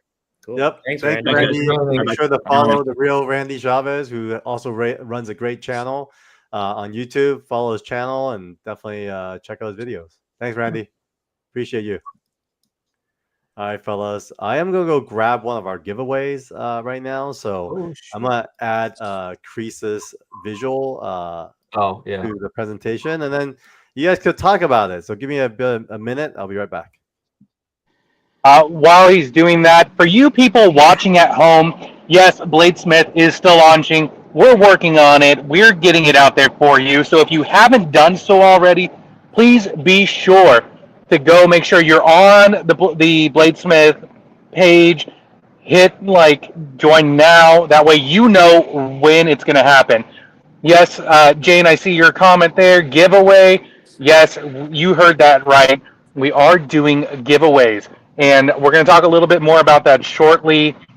We're going to have more food debates happening as well. And don't worry, you're not going to miss out. So we want to hear from you at home watching, and from the creator team that's up here with us. Right now, CREEES is doing some drawing. CREEES, are you able to tell us what you're up to right there? Yeah. So we actually had to edit a page from issue 3. So this is one of the pages, and I'm just trying the new edit. And so yeah, I think we wanted to add a certain scene, and then kind of went back and then decided that adding a close-up would be better. And so yep. Very nice. And yes, Comic Journey, we are answering chat questions today. So if you have questions, please throw them into the chat. This is a big teaser. Yes, Mary and Jane. Look how wonderful this is. I love seeing all these people in the chat. Jane, we will get to that question shortly, as I believe our next guest may enjoy. You know what? No, let's go with this. Our next guest will enjoy that. While CREEES is doing that, what do you think about when you get the line art from CREEES and stuff? What are your thoughts on coloration? What's your process in that?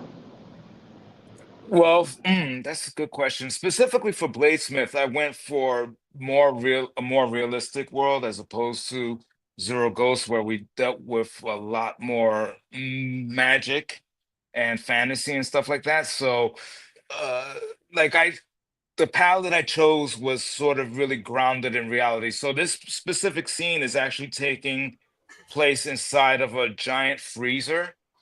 Though I tried to color it very much like the lighting of a giant freezer, what I would think it would be. Sometimes I'll reference stuff like that.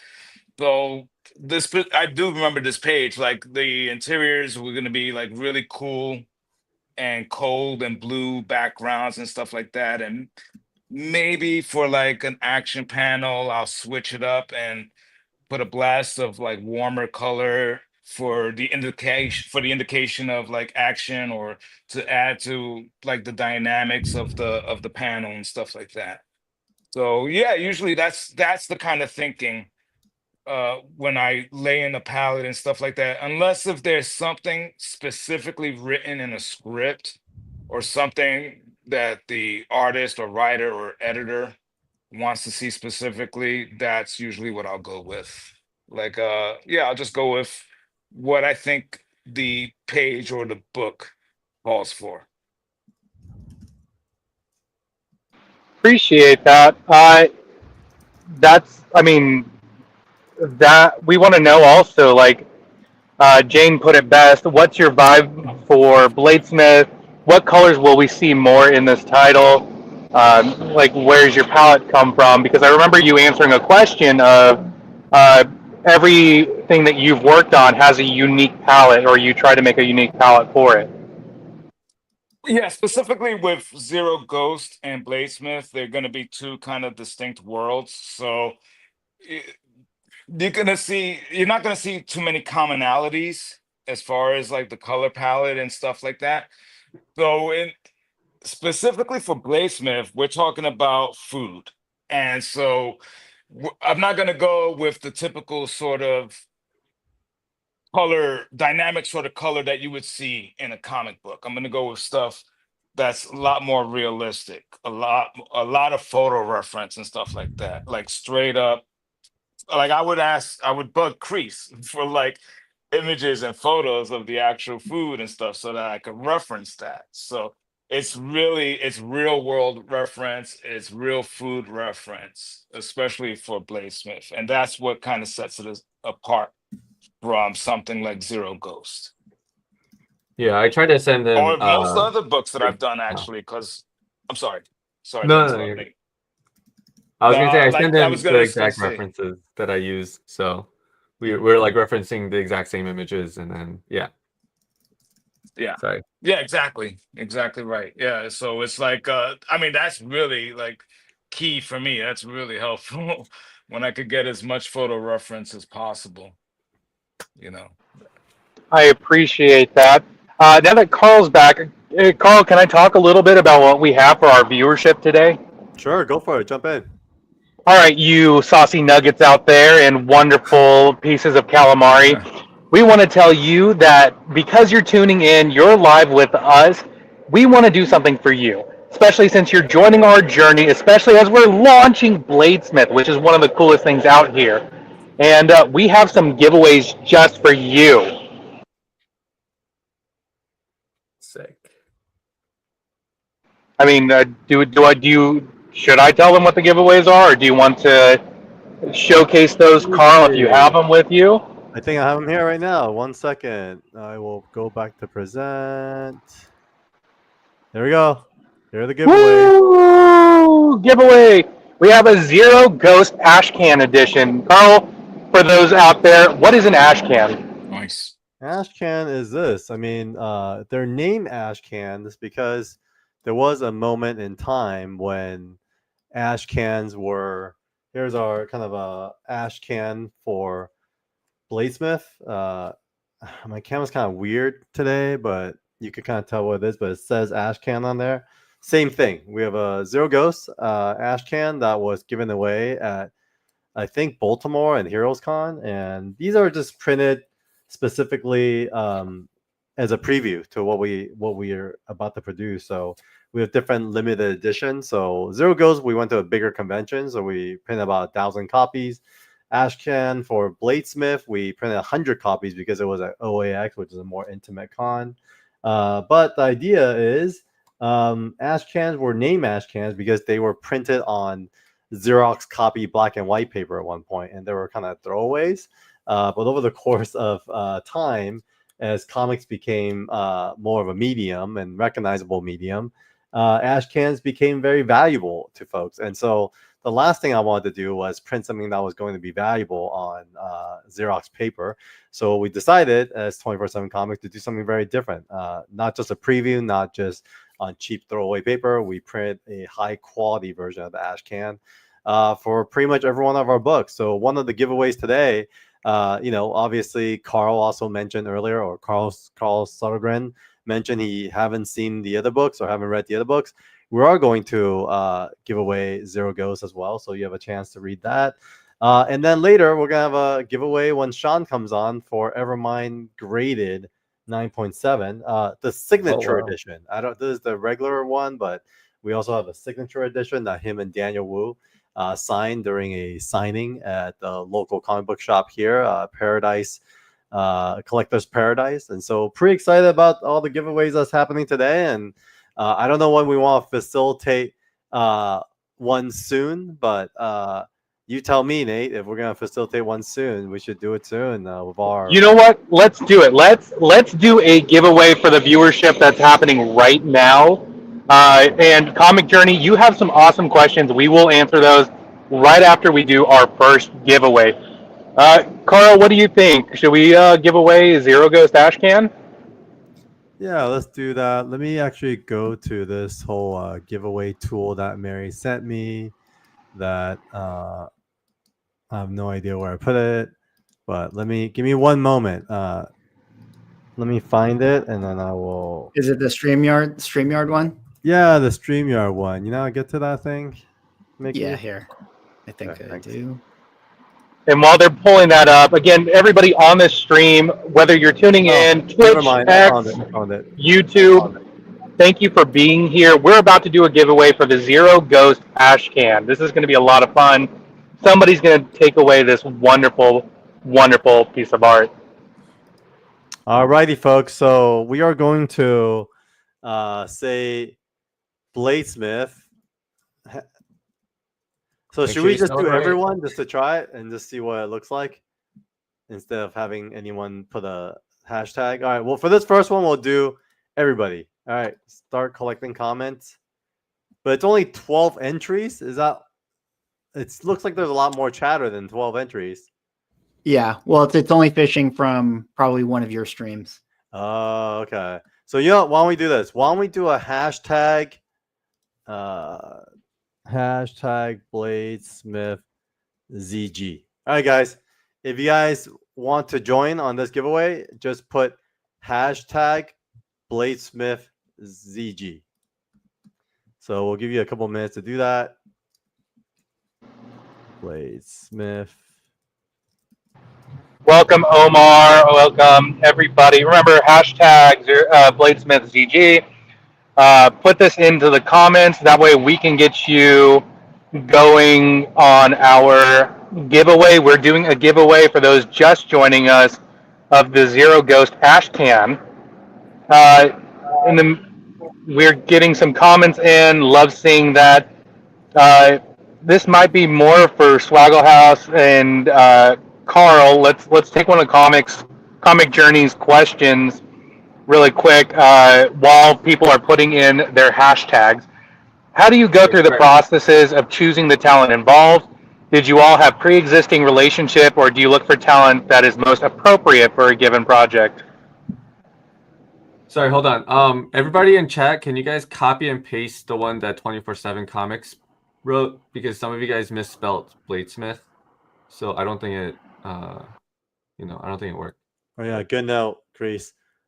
Hey folks, please cut and paste the one that we threw in because some of them are misspelled. So hashtag BladesmythZG. And Carl, you might need to press start collecting for it to All right, count. start collecting. Yeah. All right. So we got 6 entries so far. Let's keep it going, folks. If you haven't done it, do it again. So, Crease, when I put start collecting, does that mean like it only starts collecting after I click on that? And I think it checks the whole chat, but then it'll count all the new people too. Okay, got it. Okay. Because I think you'll see the number go up. All right, so we see 7 entries right now. All right, guys, keep it coming. Hashtag BladesmythZG. To enter. Just copy and paste the one that we've posted in there. No, 24/7 Comics cannot win its own Ash Can. So please, as you're joining in, copy and paste it down. Swag and Carl, would you please answer Comic Journey's question? Like, how do you find talent? How do you get them involved? Are they people you know? Or is it upcoming talent in the community? What do you guys think? While everybody's putting in their entries for this Ash Can. Well, I mean, I can answer as a publisher, and then Swag, you want to answer as a creator, because you did produce your own book. Yeah, you want to go publisher first? Sure. From the publisher's perspective, it's a little bit of both. So I probably spent a number of years networking and just connecting with creators and staying in touch about what they want to do, what they're into. I mean, CREEES, I don't know how long we knew each other before I brought Bladesmyth to you, but it was a few years probably, right? Like Comic Cons, I'll stop by and check Yeah, in. I think And like 2 years or so. yeah, maybe 2 or 3 years. Like I think I met Yeah. you like New York Comic Con 2018, I believe. And Yeah. so from then on, I check in, we talk about stuff. Maybe I bought some art.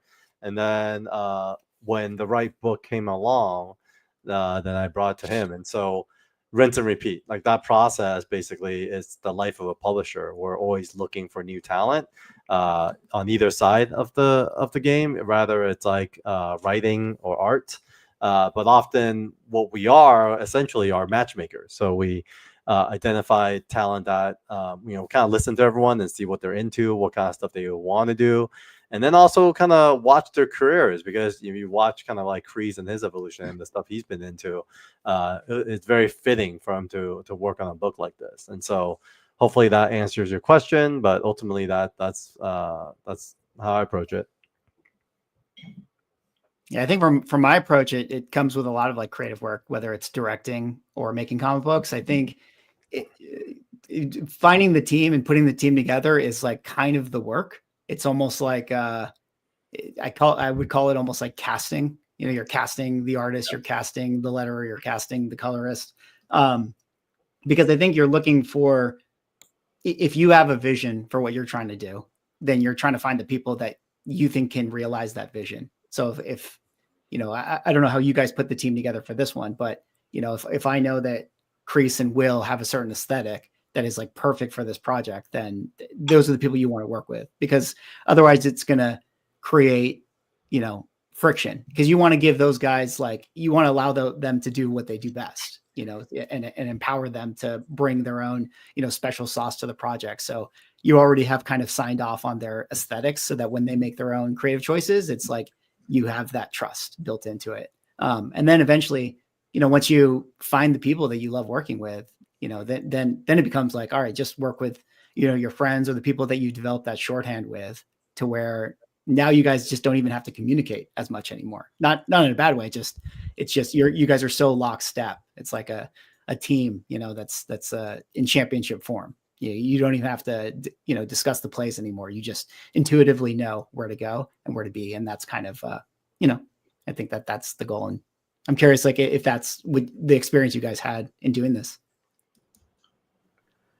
My question, Carl, would you pull from different disciplines again, or you've done it a few times? Because as you know, I've worked in film, TV, and video games, but I never did comics. Would you pull from that when you network, or will you pull from more just comic or narrative book writing type?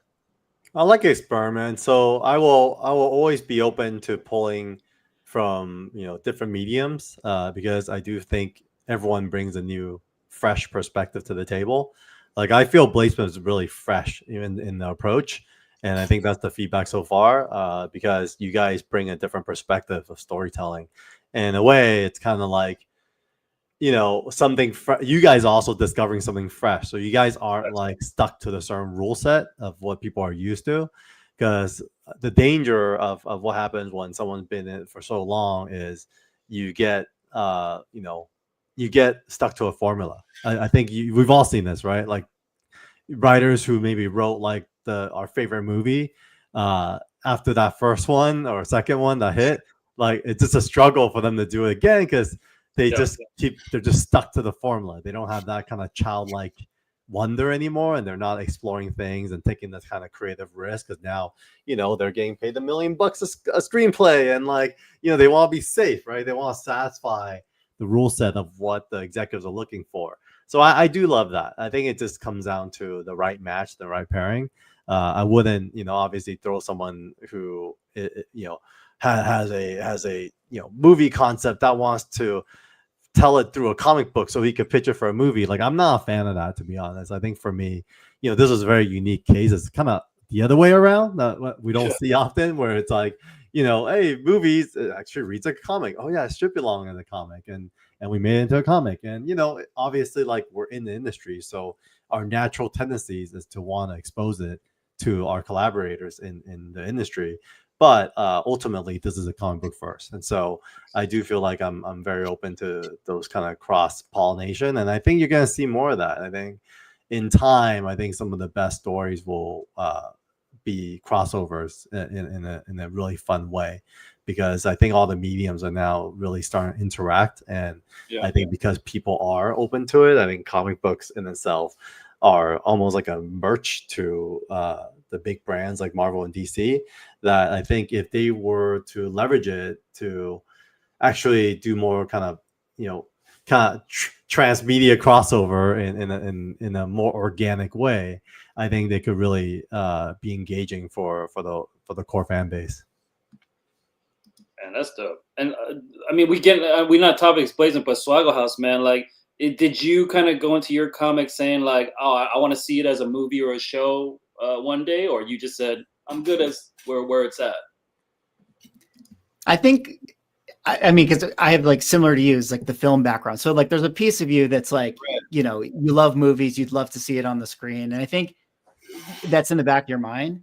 But as you do this, you kind of just embrace like this as being the art form and the vehicle. So like you would take a comic to a movie and you would change certain things. It's almost like the opposite, right? Where it's like, oh yeah, that might be cool on the screen, but in comic form, maybe we need to explore a little bit of, especially like when you guys were talking about, the action for martial arts. And, I can, when reading Bladesmyth, like I can imagine all like the Jackie Chan influence and all of that stuff. And it's like, all right, what does that look like here? And finding those places to transition it is kind of the fun. And so you just embrace that. At least that was what I did, when I I like that. I tried to. I tried to, because you just see it this way, but you got to be this way. So yeah, I like that. I like that. All righty, last call, folks. The first giveaway of the day, Bladesmyth ZG hashtag in our comments. Last call, and then we'll do the drawing, and then we'll kind of move on to the next topic. Mickey, you got a Sandy fan right there. And Comics Journey. Will, do you remember Comics Journey? I was the weirdo giving out bootleg ash cans. Oh, you're muted, Will. But yes, I do remember you. How you doing? And our friend, let's do this. Man, I barely remember NYCC though. It's like Been a while, right? So yeah, man. It's just been like a blur, just trying to get everything wrapped up for Bladesmyth since then. So all right, we got man. 12 That was a hashtags. blast. New York was a blast. I'm gonna do a quick draw, and then we'll kind of move on to the next topic. Here we go. Boom, boom, boom, boom, boom. Hopefully we don't win it, because I threw the hashtag in there. Hey, congratulations. Let's do this. Who threw up the fire like he knew it was happening already. Congrats. Yeah, let's do this. We would have had to accuse 24/7 of rigging it if you won it. Yeah, I know, exactly. Well, back to the show, guys. We are, as a quick update, we are kind of still experiencing some technical difficulties. We did hear back from our friend Sam at Kickstarter that they're working on it, and so we will be launching soon. So stand by. I think what's really fun is, Mickey, you did do the trailer for this book. Any thoughts as you were working on the trailer, and what was your process like diving into really helping these guys capture the essence of this book and portraying it in the form of a trailer?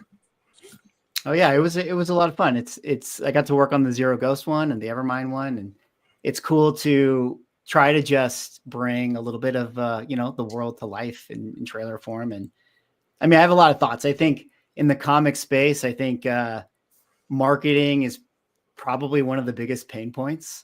I think compared to other entertainment fields, I think comics does it pretty poorly. So, it doesn't take much to try to make some cool trailers, and it's interesting because you have to get people on board. So you're always looking for like, okay, what's the core of the story? What are some of the important beats and the tones and the emotions that you would think people would be attracted to, and that keeps the integrity of the vision alive. And so hopefully I did that. Excited to see what people think of it. And yeah, hopefully I just I'm just carrying the baton for a mere second, just to make sure that the guys get their story out there to the people. So yeah, it was a lot of fun. Any reactions from you guys when you guys saw the trailer? Because obviously we passed it around ahead of time for everyone's feedback. Yeah, I just realized that Mickey is Swaggle House and you're the one that did the trailer. Because in the email, it's Mickey. I was like, okay. Yes. And I was like, Yeah. And then I'm looking at your website for your comic. I'm like, Mickey. Oh, shit. You did it. I fucking loved it, bro. I was like, Oh, yeah. The energy, man. I think it was fucking sick. I'll let everyone else weigh in, but man, I really fucking love it. I think I replied. I said, fucking amazing. Yeah, it was some dope ass work, man.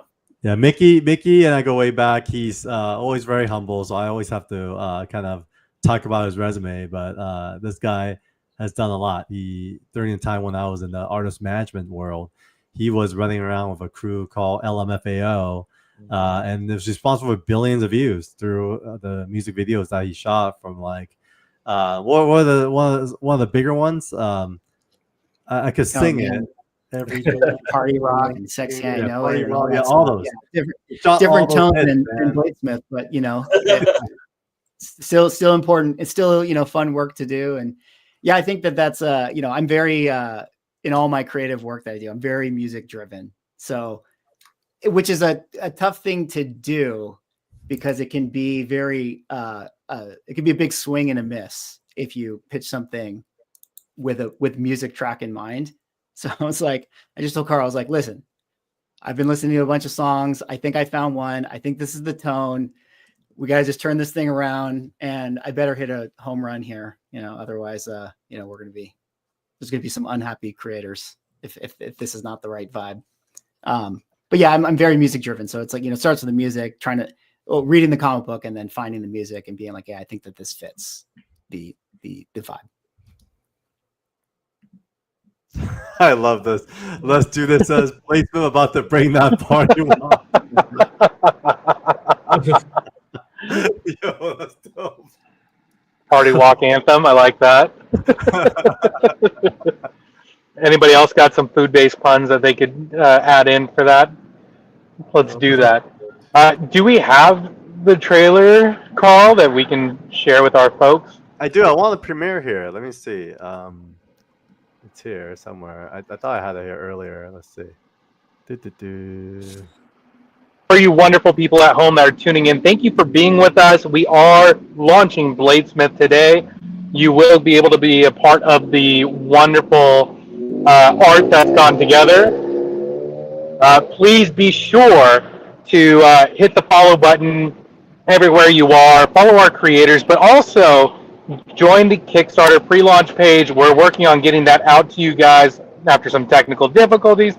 But if you want to be a part of the wonderful Bladesmyth world, and we're gonna showcase what we have coming in store for you on Kickstarter soon. So we're gonna show you guys what you can back. Make sure you hit that pre-launch page, be a part of it. That way you're some of the first to know. The first 247 who join are going to get an exclusive artist digital edition through Vivi, our wonderful friends at Vivi. And you guys are going to have something that's extremely exclusive.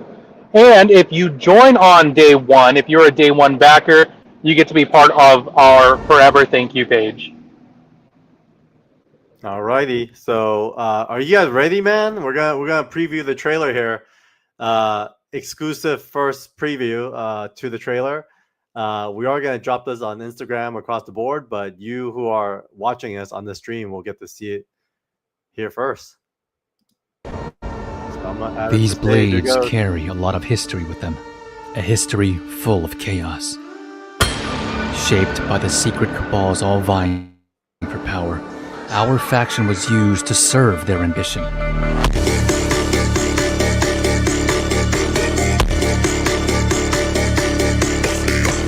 But it all changed when we found out we were their tool for destruction.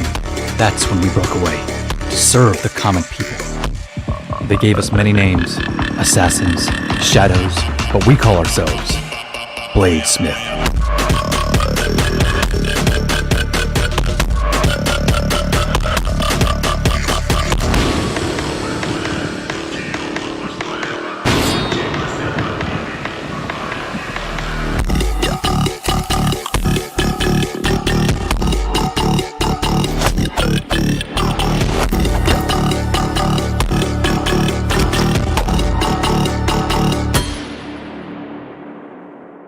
Woo! What's up, man? Damn, Mickey. That was awesome. That did feel a little bit of like a party walk. Great choice of music too. I felt like Yeah, that's sick. yeah. What was the kind of vibes that inspire you to choose more electronic in direction?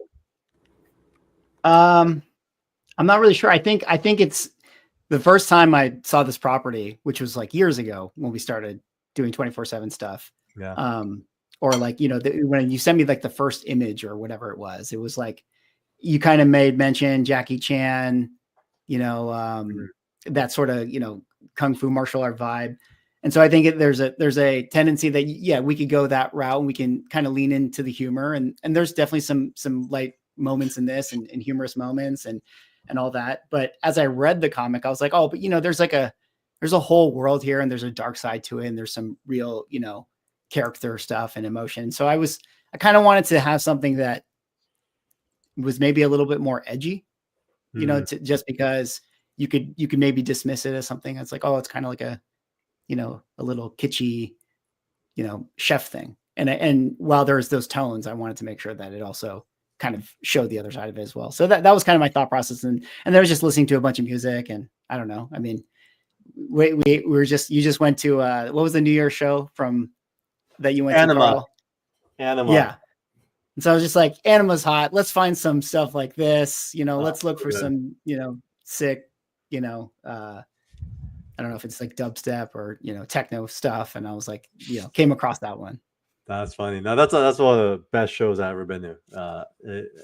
I think he's back in Vegas too in a couple of weeks. So if you haven't gone yet, Mickey, like, before, you're, while you're in Vegas, definitely check it out. Yeah. Oh yeah. Highly recommended. I was actually trying to make a trip out there with Jin. We were trying to coordinate time to do like a mandate to Anima, because just for inspiration, but he had to head back to China, so he couldn't make it. But we're trying very hard. Yeah. All right. So, I mean, we're expecting another guest coming on soon. Here we are. Before he comes on, let's do a quick kind of review of the day and what's happening here. Let me see. Remove this. Back to sharing this. Okay, cool. So we did the giveaway. And then one person who's very important to us is Mr. Calen-chenn himself. He, is kind of like the OG of 24/7 Comics, first released through Evermind. And we recently just had an episode of him and CREEES on for Old School, New School, talking about their journey together. So, Sean, when you're ready, let me know. But we will bring you on next. And as a reminder, we are launching today. And here are some of the reward tiers that will be available. And we'll go over some of this more later. But for now, let's bring Mr. Calen-chenn to the booth. What's up, Sean? Hey, how's it going? What's up, Sean? Great to be here. I'm here to kind of wish this Kickstarter well. So I hope the Kickstarter gods bless this campaign. Yeah. So, Sean, why don't you do a quick intro of who you are and your little journey and what you've done with 24/7 yourself? Okay. I'm Calen-chenn. I started out at Valiant Comics maybe like 30 years ago. I was at Valiant when it was good. I was there, and then I moved from there onto Marvel. And my first book there was Iron Man. So I did 3 years on Iron Man, which is, I think these days most creators do like 3 issues and they're on to something else. But back then we would do runs that sometimes go on for years. So I did 3 years on Iron Man. 2 years on Wolverine, and then for X-Men the End, I did 18 issues. So these like nice long runs you can go find in back issues, or like the Marvel the End. I think it's out now. Omnibus has a X-Men the End in it. So like a big backlog of history with Marvel comics. I did some for DC, and then after that I went off to do advertising for where the real money was at, and that's where I met Carl, who would contact me about doing some of his I guess your experience type things, exhibits. And I'd always take your call because like I think the other jobs I got were through my agency, so they take a cut, and then I'd always pick up the phone for Carl because I could keep it all. And then after that, I think we both kind of went on to independent comic book publishing, starting with my book Wingman, which you published through Next Chapter Press. And then I think you were asking me for ideas, and that's when we started doing Evermind. So that started like a long time ago, and it's been gestating, and then it's in production now. So the first 3 issues, volume 1, is out through Kickstarter, and we had a successful Kickstarter with Daniel Wu. So I don't know where you guys Daniel Wu is. I mean, I think where is you guys should have like like a celebrity chef as part of this project. So then right now I'm working on Evermind 4 through 6, which is volume 2. So that Kickstarter happens later this year. Yep, we're in it. So Sean's a very active contributor at 24/7 across the board, and also obviously our first Kickstarter a couple Kickstarters ago. So yeah, with that said, today we're here to talk about Bladesmyth. Sean, I know you had a preview as to what Bladesmyth is all about, so we'd love your initial thoughts, comments, and any questions you have for the creator team. Oh, it's really cool. Like with my books is kind of very serious and they're very firmly grounded in the real world. So seeing this one, I like the tone of it where there's a lot of, it's almost like fantasy because even though it's very grounded in the real world, there's a lot of cool visual stuff that happens. I like all the depictions of food. You probably were talking about that, but it's all incredibly rendered by CREEES and by Will. I think, you can see sometimes the before and after Will gets his hands on it, and it really, does really make your mouth water. And then some really cool fight scenes. And I know that it looks like CREEES is kind of taking a page from a lot of the manga stuff, like the best stuff from manga with like the speed lines and the action. I think it's a great premise. So I think all around, it's an exciting book, and I can't wait to see the rest of it.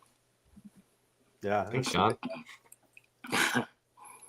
Oh, I know the writers are in here, so here's what I propose. I wrote Evermind, so I'm a bit of a writer myself. I would say that a cool thing to have happen is if there is a A-level Bladesmyth that was in our world that disappeared and had to fight something in the spirit world, because I know that there's a little bit of metaphysical spirit world stuff attached to this book, and that person would be Anthony Bourdain. Nice. That would be fire. I'm always down for that. Always could be inspired by, so that'd be a fun one. He loved comics too. Anthony Yeah, he's a big comic. He was a big comic fan. He did? Yeah. I didn't know that. That's freaking awesome. Yeah, he created his own comics too. Yeah. What? How come I never heard of that? I think that was like one of his big reasons why he and like David Cho got really close. They started talking about comics together. Oh my god, that's so cool. We'll have to add him in somewhere.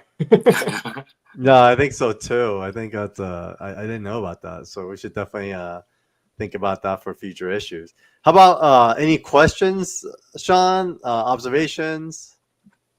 Well, I think kind of the way that we do comics here, as opposed to what comes out from the big, the corporation comics like Marvel and DC, I think CREEES can kind of attest to this. Like some of our projects have been gestating and being worked on for like years. So, sometimes like all of us as creators are taking a little bit longer on these things because I think there's a problem in comics now that they're kind of, the medium is kind of putting out these comics too quickly and kind of carelessly with the goal of just filling up the shelves and then having a variant cover do all the selling for you. So it almost doesn't really matter what's inside. But I think that's really hurt And I think we're in the spot that we are today because of a lot of that. So we're kind of running counter to that. Everything kind of points to this is the thing that you should do. It's like take years. And I know like Bad Idea also does this thing too, where they might have a book that's been being in the works for 5 years or something. So the artwork is a lot better and the story is written more carefully. And, it gets put on the stands next to those other comics. And but there is a huge difference in the way that they're done. So you really have to kind of understand that there's a difference there.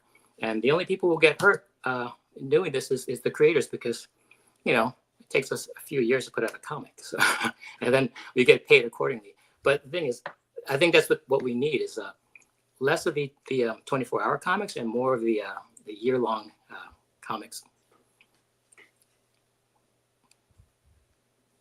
Yeah, I'm kind of glad it wasn't on purpose, but I'm kind of glad it took a while for us to get here, And then the art progression. Yeah, it's like interesting that you can see from the beginning issues toward the end that CREEES has gotten. It's fun to watch his improvement as the pages turn. Thanks. I cringe a little bit when I see my old stuff, but it's a fun cringe. That's good though. I mean, that just shows that you're growing. Yeah. So that's interesting. I think Justin, kind of circle back to one of your early kind of thoughts about like cross mediums. I could definitely feel a difference because I think like someone that was also very receptive to feedback was Sean. In fact, I think Sean, you kind of helped discover this, community contribution iterative process that we've adapted here at 24/7, where we took the ash can.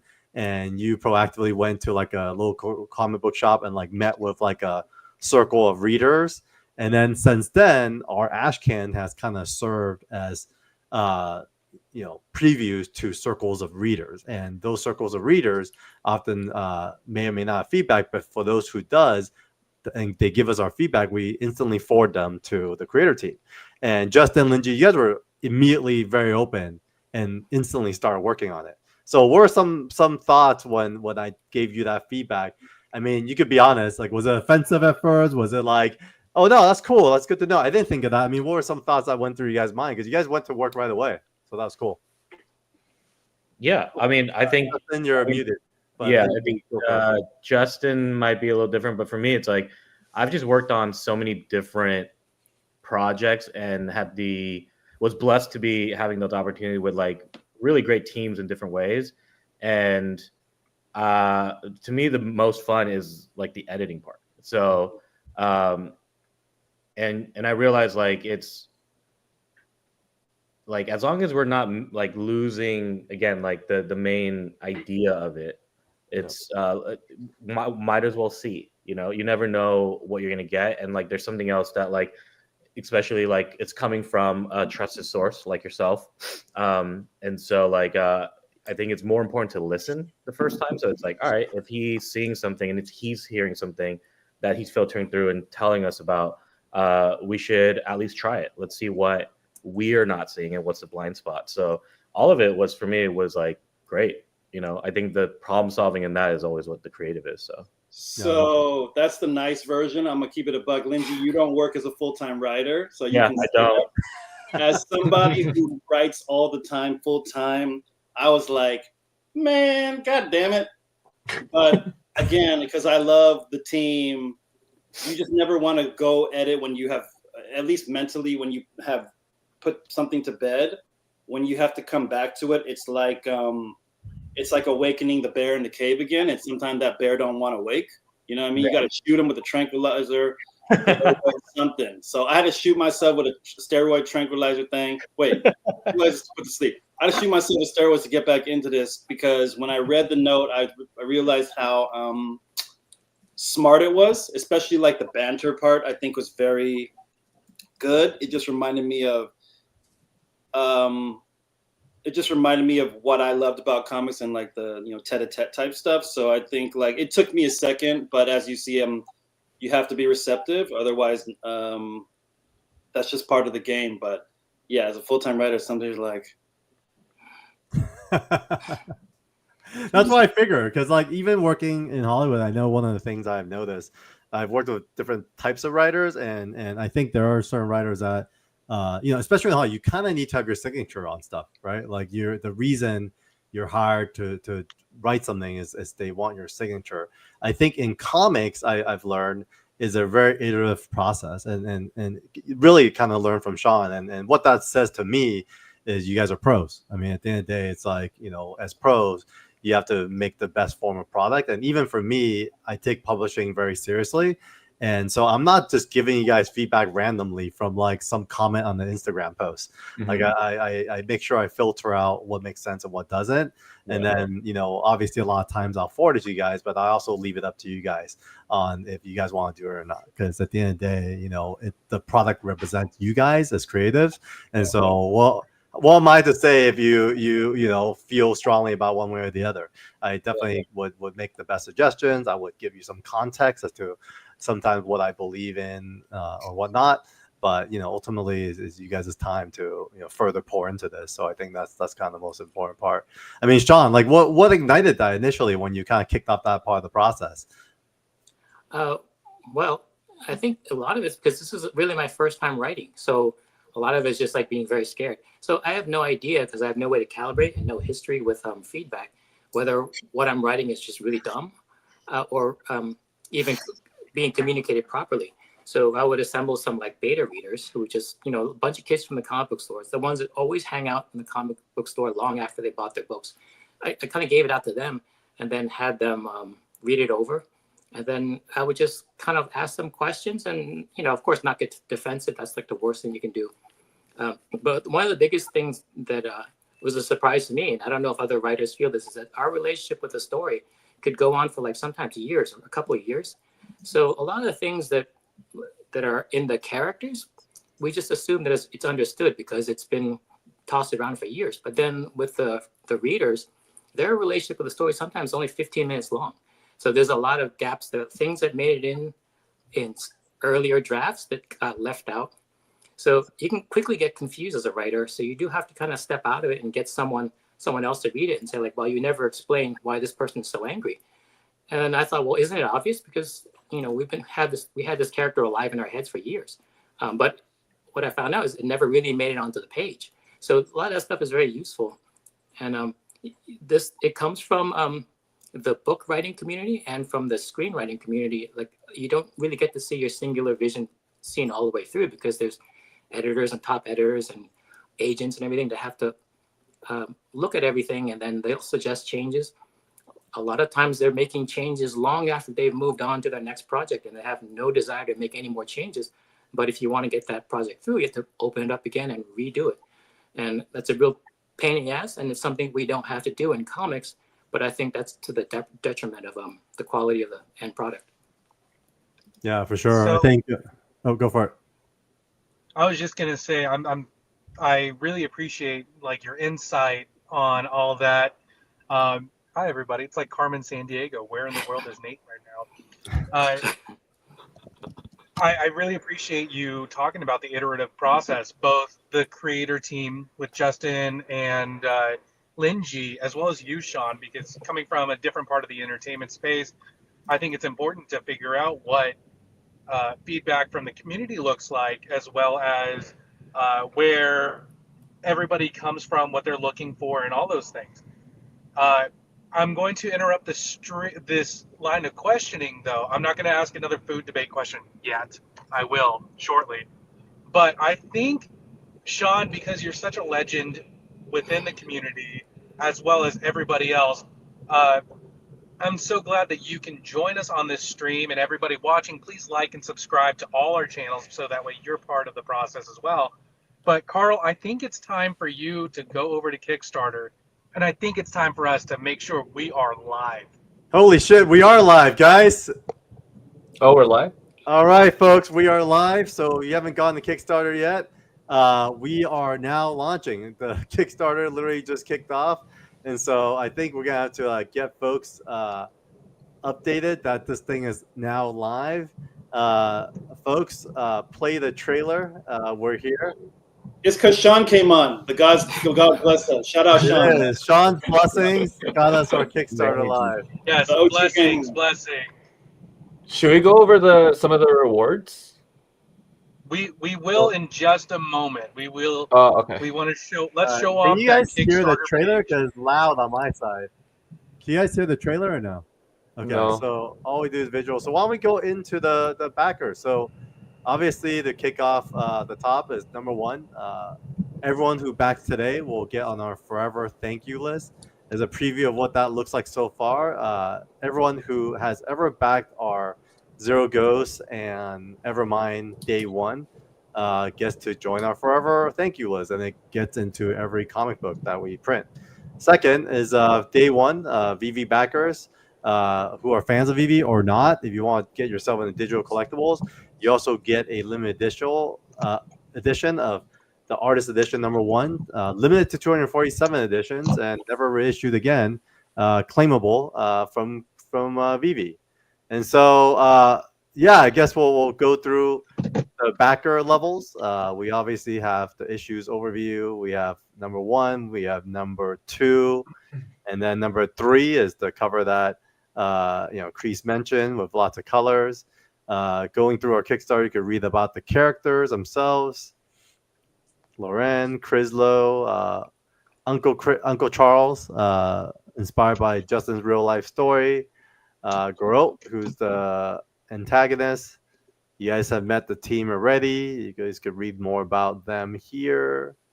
And then 24/7 Comics, some preview pages. We, as always, love our wraparound covers. So CREEES did wraparound covers for all three issues.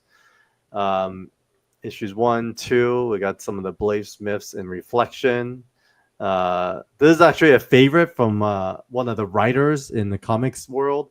The kind of media writers we had submitted for press, and he loved this image so much he requested that this also be a variant cover. So this may actually sick. end up dropping on one of the VV books. Here's some other previews from issue 3. What's this guy's name again? God, what was his name again? Justin, anyone remember their names? Yeah, I just did a reel of him. Goran? I know it's with a G. I think it's Goran. Goran. Oh, Goran, yeah. So Yeah, I Goran, love right? this Yeah. character. He's like an old man, like just awesome dude. So he's issue 3. He's kind of the major antagonist. So diving into reward tiers, pretty straightforward. Tier 1 is the Bladesmyth Standard Edition, number 1 through 3. Tier 2 is Standard Edition, the card art, which is the metal card set that we have for Zero Ghost. So what's going to be really fun is if you have the metal cards from Zero Ghost, you could have now the Bladesmyth cards as well. A little spoiler alert, Evermind Part 2 will have metal cards as well with characters. We have the artist edition, which is some of our favorites. We love to highlight the art. Great art, great stories is a big ethos here at 24/7. We showcased this earlier, the hollow foil cover. Let me see if I have it here.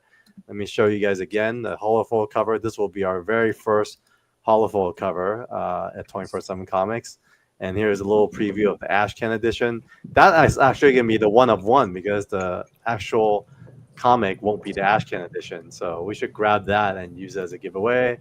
Back to the Kickstarter itself.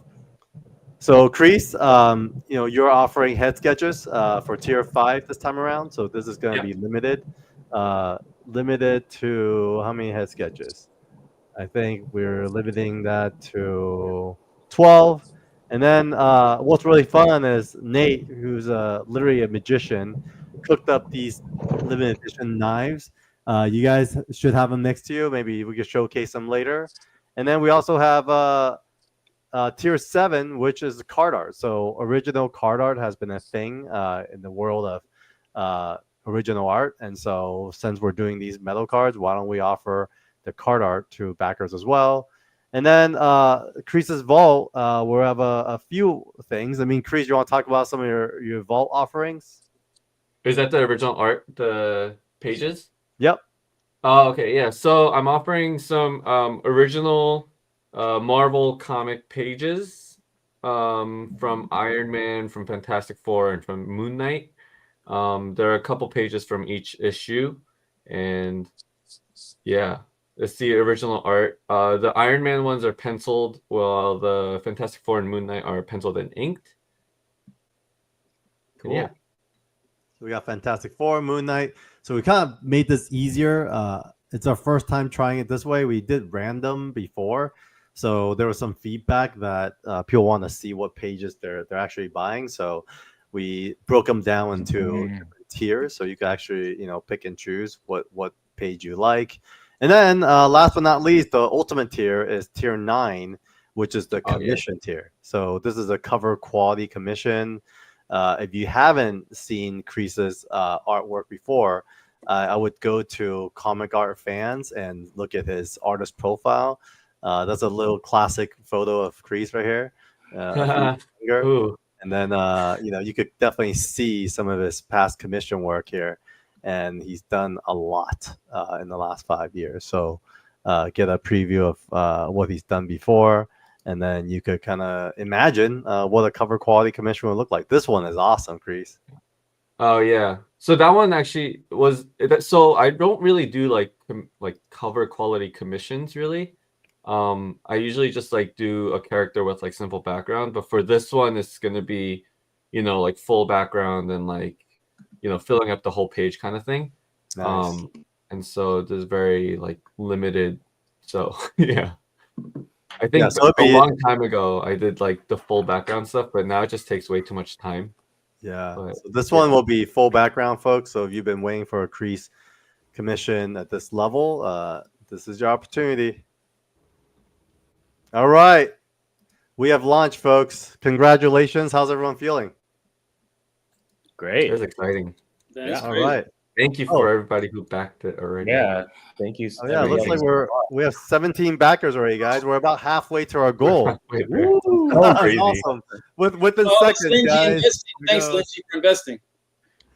We'll tune back into it periodically, and then in a few minutes, actually, we're gonna have actually the person who shared some of that awesome feedback to join us on our discussion. But Sean, I know we have like 5 more minutes of you. Thanks for being with us. You are our lucky charm because we couldn't get Kickstarter to kick off this morning, and upon your appearance, I guess the Kickstarter gods heard the great calen-chenn arrived, and so they kicked off Kickstarter. A legend says, "Make it happen," and Kickstarter said, "Okay." So, any thoughts, Sean, in our last few minutes with you, as far as like any advice for the crew, maybe sharing of your experience? Would love any closing thoughts. Well, I guess Kickstarter is getting more important now, just because of the way the distributions are having some hiccups out there. So I think everyone should, if you're a person who hasn't bought before, give it a try, get used to it, test drive Kickstarter, because it's kind of like the wave of the future, especially when it comes to the better independent stuff out there.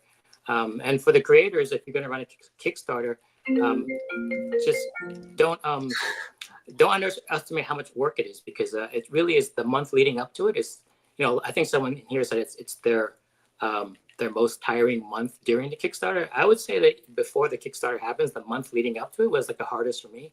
And then by the time it was over, I almost dropped dead. But I think that's the fun type of thing that you're kind of pushing something you created. I think it's a great thing. So I think everyone should jump on board, creators and fans alike, and give it a try and see what the community's like.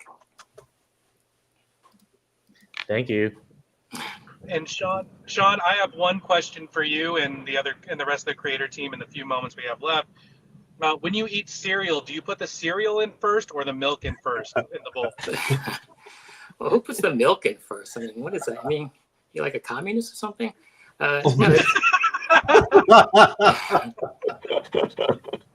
know some people put the milk in first, but I had to find out if you're a psychopath or not. Glad to know. Yeah, monsters.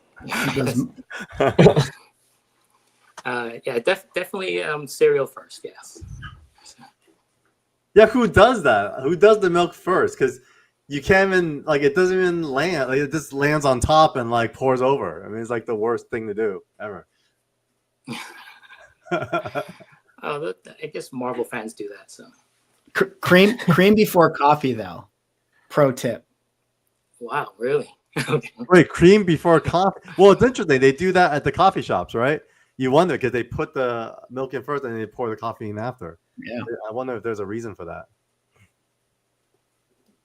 All right, let's check out some comments. And then, oh, it looks like FF4 page is already gone. So thank you for the backers.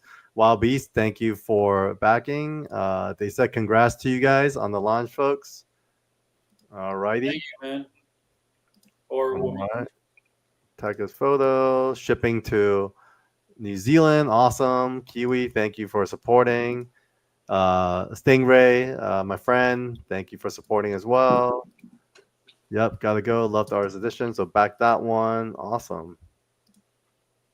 Only because I want CREEES to hand deliver it. Is that a thing right here, CREEES? A friend of yours? Yeah. I hope it's a friend of yours. Yeah. It'd be weird if not.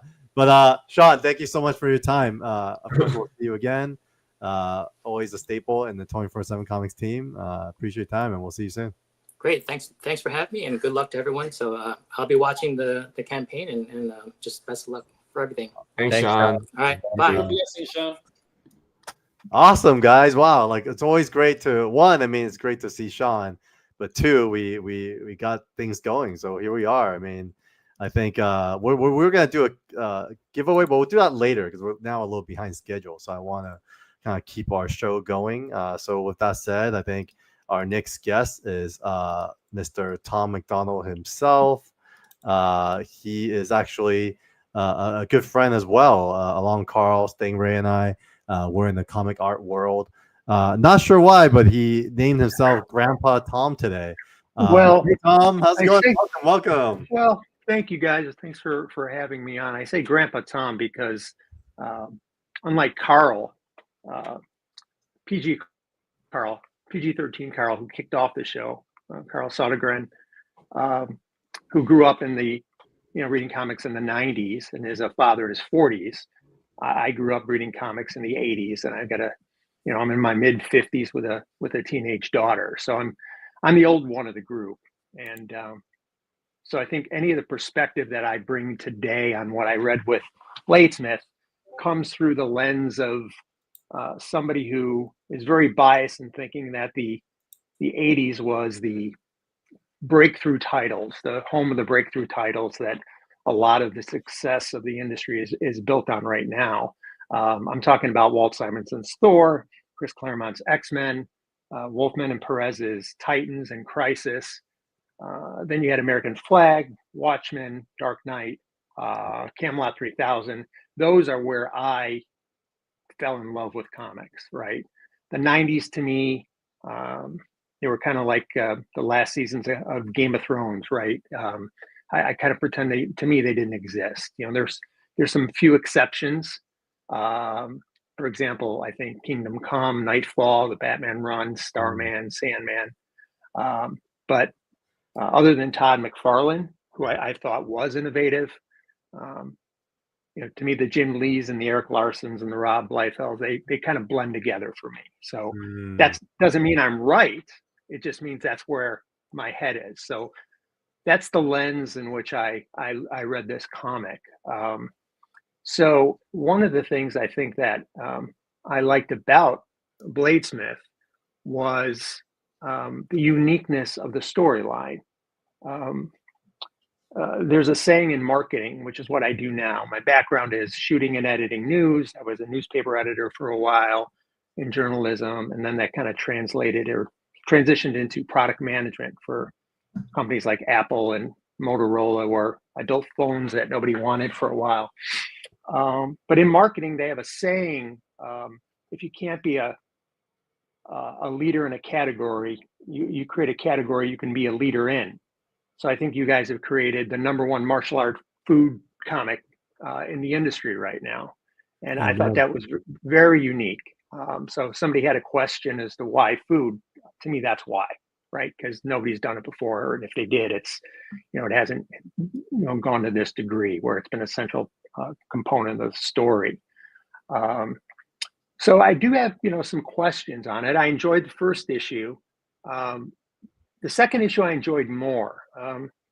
One of the things I remember from Scott McCloud's book about understanding comics was how it's supposed to capture all senses.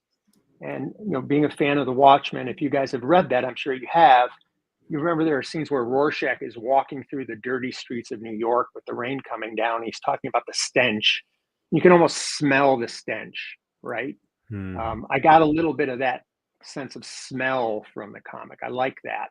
In fact, I could even say I got the feeling of heat from the stove. So in that sense, I don't remember feeling heat with reading Watchmen. So I think you guys have one-upped Moore and Gibbons and Higgins on grabbing all the senses. So good job there.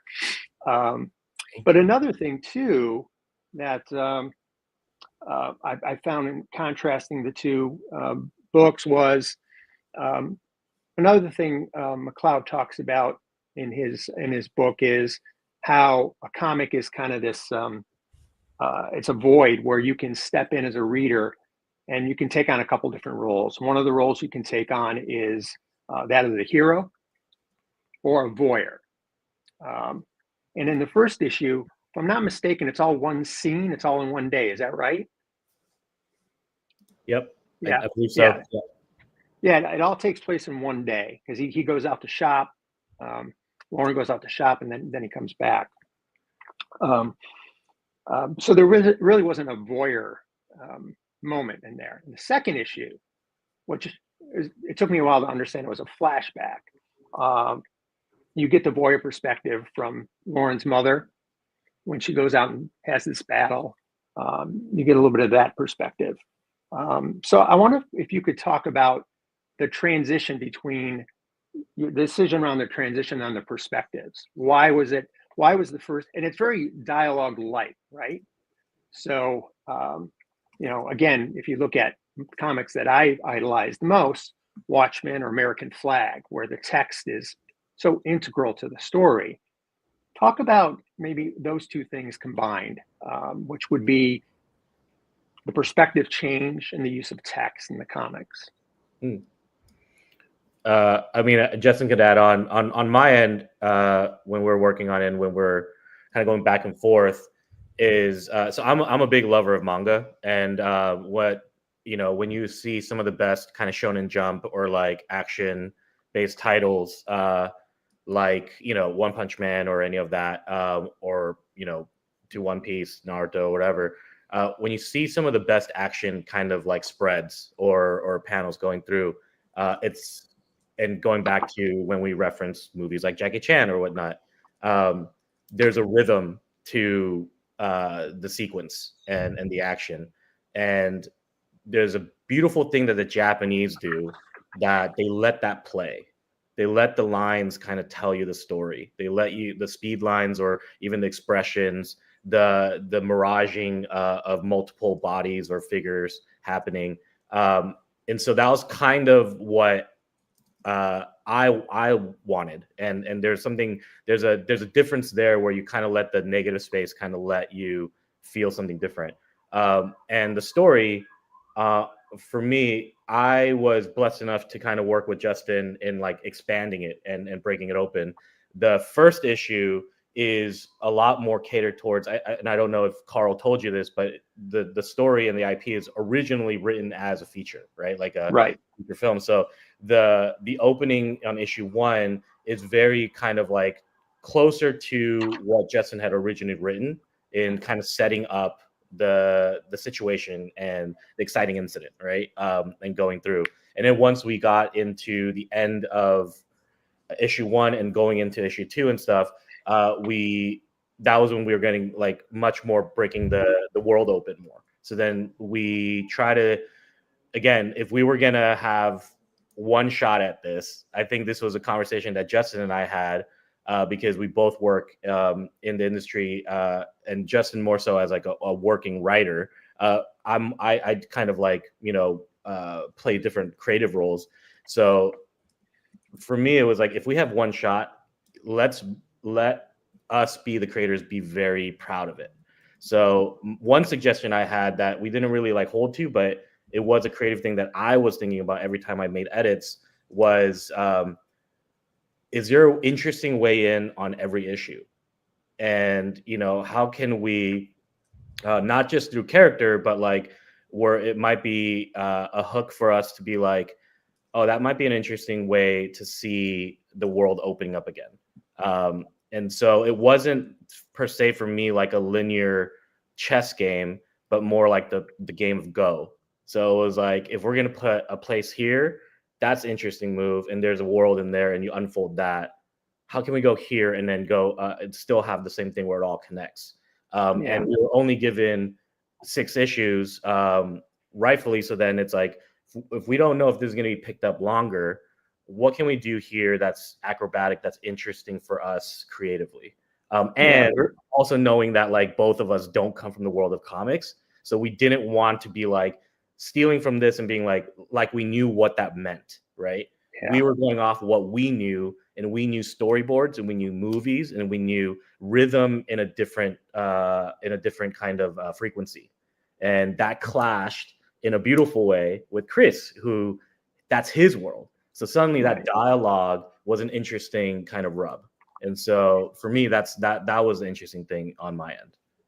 So if this came from a idea of a motion picture or television screenplay, yeah, when you had to move into a static medium with and you chose to go high action, low dialogue, the original idea, did you have to unwind a lot to from dialogue to visuals?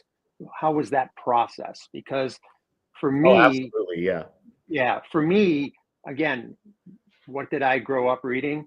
Very dialogue heavy Teen Titans. Kevin McGuire's work on Justice League in the mid 70s, where there were a lot of facial expressions and things like that, a lot of dialogue to go with it.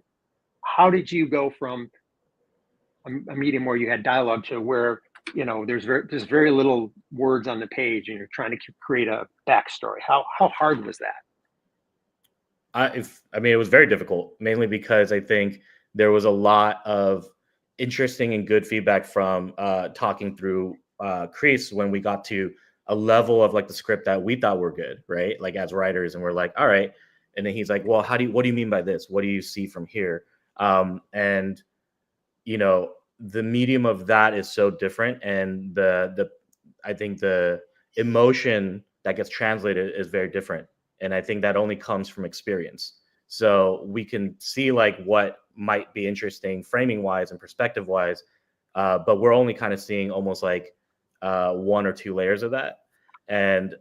But for me, and again, I'm not gonna speak for Justin. For me, like I had to think about those and think about complementary kind of filmmaking and films that I love that had very little dialogue that still had the biggest impact. And interestingly enough, the one that I thought of a lot while trying to figure out even the types of fighting sequence, it wasn't the flow of fight, because I think Justin does such a great job of like finding the rhythm of that. I think it was like when and where it could happen. And I remember thinking back a lot to In the Mood for Love by Wong Kar-wai, because there's a tension that he always brings by just a cut of the moment he takes out a cigarette, or the moment he lights it, or the moment he lets that linger. And so I kind of try to translate that in the way of how does not just the act of cooking, but the choice of the ingredients, and where, like, who we're going to meet at what point, and what instrument of a weapon, whether it's the setting or the actual weapon that they use, be the interesting thing clash. So it was like this kind of, in my mind, the pairing between In the Mood for Love and a lot of Stephen Chow movies. So it was like, it's kind of bouncing back and forth in my mind. That makes sense. I guess a question for CREEES and Will is, especially issue 1, where Lauren is fighting the Phantom Stranger without powers. Does he have a name yet at this point? Garrot? Is that what his name is? The guy with the hat? Yeah. The main villain. Yeah, he looked like Phantom Stranger without magic powers. Yeah. There's some interesting use of motion and speed lines that I hadn't seen before. And I noticed at certain points where there's action, like in this panel, for example, the backgrounds are washed out by the action. Tell me about how you put together a fight scene. When is it long enough? How does it escalate? And the use of these motion lines and colors. Maybe both you guys could like tag team on that a little bit for me. I think for me it was I'm thinking about like the composition and the angles, the camera angles of the fight scene, and how, and also trying to make it read, you know, clearly from left to right and things like that. Trying to keep all the rules of like storytelling and stuff. Good for you. Yeah. So that's I'm glad you brought that up, because left to right is part of Howard Chaykin's paradigm that he talks about, right? I don't know if you've got that right, where left is home and right is action, right is adventure. So anyway, I'm glad you recognize that. Yeah, I mean, the way I learned it, like Klaus Janson was my foundations to comics and storytelling back in SVA, and so I'm like always referring back to those rules, and I'm like I feel like I don't break a lot of rules just in general in life, and so like you know, I'm very stick by the books kind of person. Even though my paneling's like I rarely do like angled panels, and so it's because Klaus was like always like learn the fundamentals before you break the rules, and so I think I'm still like trying to master that. So it's funny you should say that, because Klaus and Howard Chaykin taught together, and they follow very much the same principles of the horizontal panel, 3 in the middle, 1 at the bottom, right? And that's the effective style. If you look back at even just, you know, Chaykin's best work on Flag, he follows that paradigm. So I'm glad you brought that up, because especially for in a Western audience where there is that tendency, you know, natural tendency to go from left to right. Maybe talk a little bit about the colors too. When do you block the background out with like action, like something like this? What's the decisions here? I think it was more to just bring in the focus on it's like leading the eye, right? So like I can go all out on the background if I wanted to, but I think like being smart with where I spend the most time on the establishing shots, and then shots where I can kind of, you know, use the black background to kind of lead the eye and like pinpoint certain actions. And then I think that was the reasoning behind like just blacking out certain areas, because I know on the bottom that's like the big establishing shot action scene, even though like the background is like all blurred. I think that was like where I wanted to put most of the focus, at least overall on the page, and then within the panels kind of like leading the eye and stuff. A question that, like, as we get into the second issue, then I guess for Lingie and Justin, was it done on purpose that Lauren's name isn't mentioned, or at least I don't recall it being mentioned as in the flashback?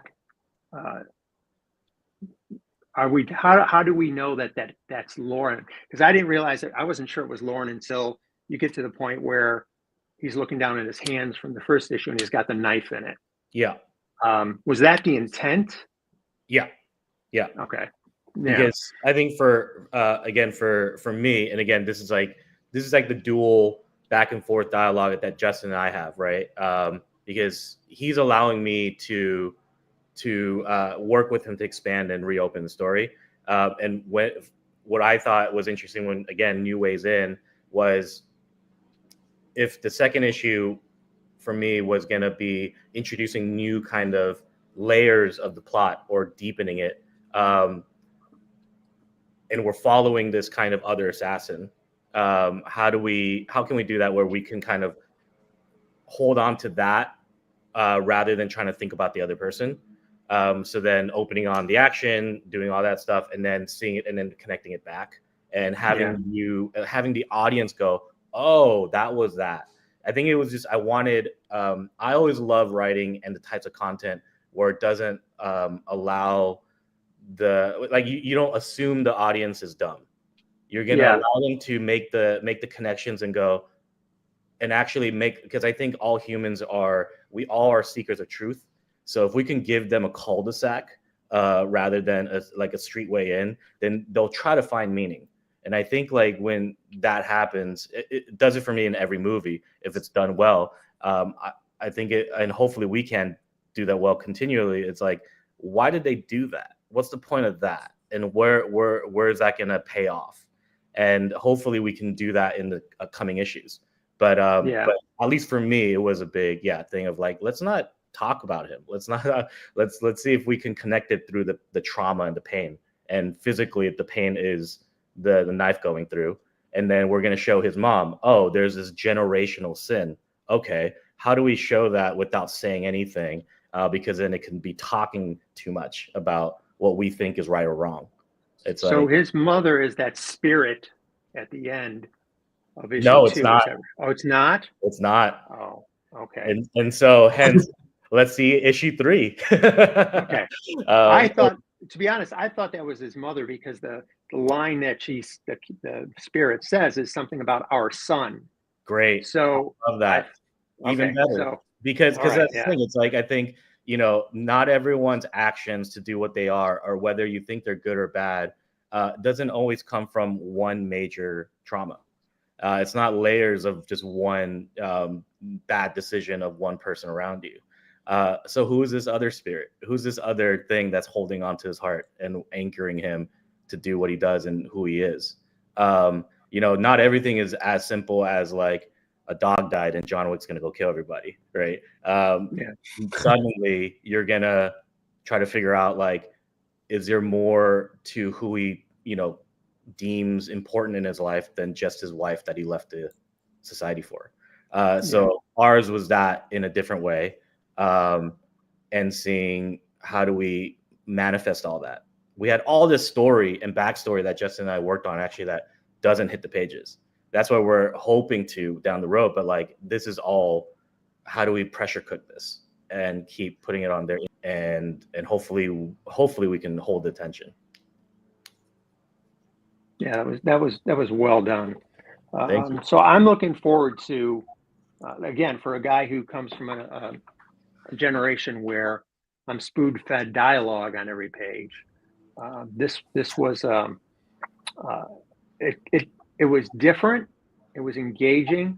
It still followed the same, classic rules that you guys talked about, that CREEES talked about. So I appreciated that. Mm-hmm. But it's something different, right? And like I said, you guys have the #1 martial art food comic in the world right now. So awesome. Make it happen, man. Let's make that a great genre. Can I ask a quick question? Yeah. So I hear, like, when people are reading comics, they tend to spend 15 seconds on a page or something, because they'll just read the words and then look at the art real quick and then turn the page. Did not having any words make you stay on the page longer? Yes. In fact, as a kid, I would recall going back and reading the comic first and then going back and looking at the pictures again. I would always go through a book twice because I felt that the writing was so good that it pulled you. And then you'd go back and appreciate the art a little bit more. I could say the same, especially Watchmen, where the story was so heavy, so engaging, that you often missed a lot of Dave Gibbons' small details. Watchmen is a series where you go back and you reread it, and you discover things every time you reread it. Mm-hmm. The intricacies of the interactions between the panel and if you want to, a kick to the head every time you read a comic, then you go read Watchmen. But stuff like this, it's still engaging, it's still fun, but it doesn't, require, heavy lifting And that's not an insult, by the way. I'm comparing you to Watchmen, which isn't fair. So yeah, it definitely drew me to the art more. Appreciate it. And it relied on your visual skills as a storyteller. Yeah, for sure. absolutely. Thank you. Tom, you're going to be listed as a community creative contributor for some of your notes, because I thought those were really good ideas. We did talk about how during the action scenes, there could be opportunity to build more dialogue and add character. Yeah. We all thought that was a really good note because, I remember growing up in Hong Kong reading some of the manhwas, and during the fight scene, they're always bantering and talking crap. And so I felt like that was a really good opportunity. I obviously always left it up to the guys to decide if they felt that there was opportunity or not. And they're already hard at work. And so they've already been shuffling notes around and, doing takes on it. So that was a really good concept and great feedback. Yeah, I think there's an opportunity for some backstory there or some context. Not too much. I mean, some of the 90s stories, when you look at the dialogue going on during the fight scenes, it's ridiculous, right? But I think there's a middle ground to do that. You did drop an F-bomb in there, which I thought was good, but you guys were talking about swear words and curse words at the top of the show and trying to substitute them. One of the words I've never seen in a comic with regards to dialogue is calling somebody a skid mark. So I'd like to see if you guys could work skid mark into a comic. I think that would be a first as well. Easy done. Yeah. Man, actually, now that we're all talking about like the use of the medium for the story, I actually would love to ask Will like his choice of colors, because like, I think what's fascinating while we're here, I'm hearing this out loud, is like, I think Justin and I, because we're new to this medium, we were a little bit more gung-ho and came with passion of like, let's bend and break rules and see where we can go and bring more of a different kind of angle in. And then Chris has a great fortitude of his foundation, so understands like, hey, like it makes more. I know you want to do this, but we can do this more, and it'll have more impact. And then ultimately, just like any good film, the color just does everything, right? That brings the feeling and the texture. And actually, what a lot of people don't know, we went through a couple rounds of color for this, and landed on some really interesting kind of choices that we did. But Will, what was your kind of intent of all this stuff? It's a good question. Really, especially with the first issue, a lot of it dealt with detail, which I think is sort of a strong suit of mine and a weakness of mine. Like I'll go super realistic with stuff, and I'll add a lot of detail, like wood texture to the furniture that was in the restaurant, stone texture to the walls and stuff like that, just to give it that aesthetic feel. And then beyond that, when it came to the action sequences, sometimes I would choose something like red so that it would have that emotional conveyance, the violence that you get with red. Blues for more sorrowful scenes and, cooler scenes and stuff like that. So, there is some old school rules that I follow when it comes to color choices. But like one of the things that I try to emphasize in my work is the realism. Whether I photo reference stuff, it takes time, and it's sort of my Achilles heel, but that's what I do. It's adding texture, it's adding details. It's like Tom mentioned with Watchmen. It's interesting because I was that kind of person coming up too when I picked up comics. I wasn't just a one-time reader. I would just go back and just pick, like Watchmen's the perfect sort of Easter egg book, because you go back and you look for like subtle little information within the panels and stuff like that. So I try to lend that, but in the sense of color. Yeah, I mean, so, you did. Yeah, thanks. That's the reason I choose some of the colors. And like coming up, I was a big fan of the stuff in the '80s too. The John Byrne Avengers, John Byrne, Fantastic Four, stuff like that. And like a lot of the color palette I choose, it's influenced from that as well. You would have like these progressions in color along with the panels, and that just lent to the storytelling and the emotion that you're trying to convey to the viewer. Yeah. You're not handcuffed by the color palette of the limitations of the paper anymore, too, unlike the 80s, right? True. So you could do a lot more. Exactly. Yeah. The whole digital age, it's a blessing and a curse, because it's like it allows you to do more, but then you're expected, you're almost expected to perform miracles on digitally too. But it's Photoshop is just a tool. It allows you to do things faster, but you still just kind of, it's not a miracle worker either. It's not just to push the one button and the whole thing is done. There still has to be.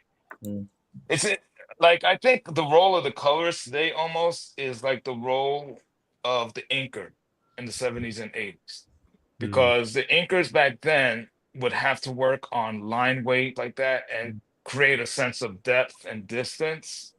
And that's sort of what colorists do now, but we do holds, we do line holds to push stuff back and bring stuff forward and stuff like that. So I think we play that role, as well as putting in the emotion through color as well. Carl and I met as collectors of original art at the Baltimore Comic-Con. In fact, I bought this. Speaking of creators, how many guys have one of these? Sean made this, right? Yeah, Sean Chen made it. Yep. Yeah. So I had to have one of these. Is that from the Birds or what? Tippi Hedren? Yeah, it's Tippi Hedren. Yeah, so Sean makes those, and he would make video reels of them on Instagram, and they went viral. Wow. And now he kind of sells them out of his garage. And so, my favorite is the Batman with the bomb. Oh my God, it's awesome. But getting back to collecting art, I have this thing about my art where, especially commissions or splash pages, where I will have blue lines colored, and I won't show it now, but I have a whole, Carl has seen it. I have a whole wall of shelves. You can see some on my art back there.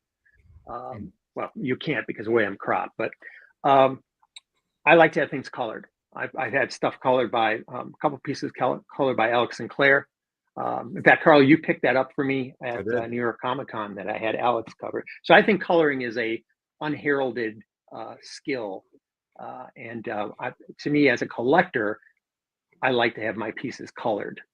So not all of them, but some of them, especially the commissions. So I really appreciate color and appreciate what you did, Will, on this issue. I agree. Tom has been a huge proponent of colorists within the collecting community. In fact, he's gotten so many of the collectors to give more attention towards what colors can do, even in the commission form. So that's been really powerful, and I really appreciate Tom for that. And so, Tom, I know you got to run in a minute or so. Yeah, thanks, guys. Any other thoughts to the group? Any advice, feedback? Thanks for all your contributions. No, I mean that's it. It sounds like you guys are rooted in some of the core rules and fundamentals of making great comics. And I'm looking forward to seeing what comes next for Bladesmyth. I enjoy talking to creators because it's something I've never been able to do. So I thank you for your time. Yeah, and Tom, before you leave, I have to ask another question. I'm ready. You and the creators, we got to know. Jane put it in the comments earlier. Would you consider a Pop-Tart really just a sweet ravioli? Yes, I would. If you think about it, by definition of a ravioli, yes. I mean, I would imagine the outer shell's the same. You swap out the spinach and mozzarella for jelly, you got a Pop-Tart. What creator team, do you guys have any insight on that as well? It's interesting. By Tom's description, it's almost like a calzone then.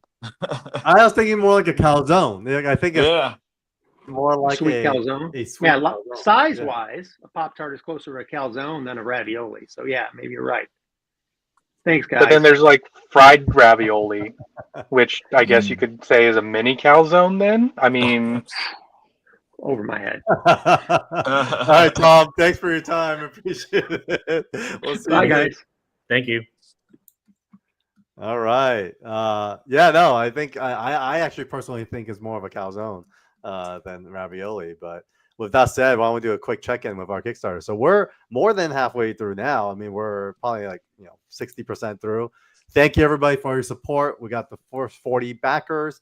Obviously, we started a little bit later, had some technical difficulties. So if you haven't done so already, please cut and paste the link and ship it off to your friends. We do have the trailer live now on Instagram.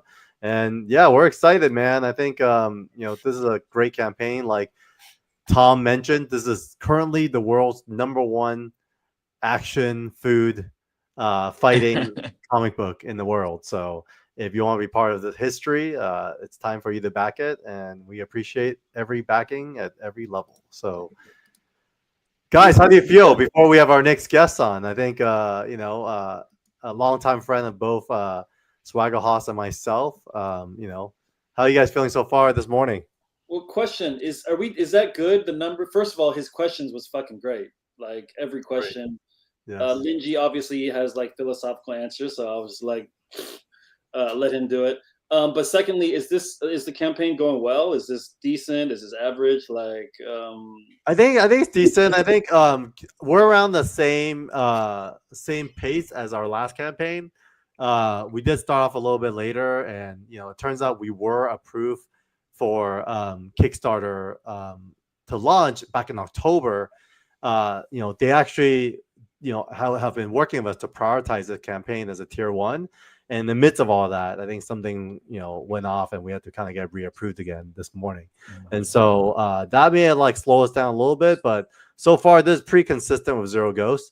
I think Zero Ghosts end up hitting our goal later in the day, right around 2 or 3. So we're kind of consistent to what Zero Ghosts was. So, and I think for us, we did kind of reset the goal to that 7,000 mark, purely based on economy today. As we all know, it's been kind of weird, so we want to be sensitive to that. So we definitely had adjusted tiers as well as our goals based on kind of where everyone's at. And whatever you guys could do at any level, we truly appreciate it. And congrats, guys, on a Kickstarter launch. Before we bring on our next guest, can we talk a little bit more about our Kickstarter tiers? Showcase some stuff. For you guys just tuning in, hey Chago, I just see you're saying good afternoon to us. Good seeing everybody in this.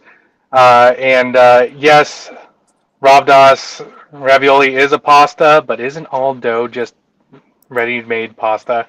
Our reward tiers on this launch, we just kicked off Bladesmyth. We're super stoked to have everything going on right now. So if you haven't checked out the Kickstarter, we're live. And yes, you at home, I'm looking at you. We're making eye contact. Need to be a part of this wonderful launch and get yourself into the journey. With the Kickstarter tiers, Carl, take it away. Yeah, so tier 1 is very simply put, issues 1, 2, 3. And why we love this is basically the first half of the story. So if you were to think about a movie, part 1, part 2, there's the first trilogy. Then if you want to upgrade a little bit, one of the popular items from last year with Zero Ghosts was the metal card collector series. And so we're extending that into Bladesmyth. Artist edition is always a big thing here. We love great art. We love great stories. And so this is a good way to showcase CREEES' art in seeing issues 1, 2, 3 and raw inks. What's fun about this one is about a year apart for each of these books. So you'll actually see CREEES' personal evolution as an artist.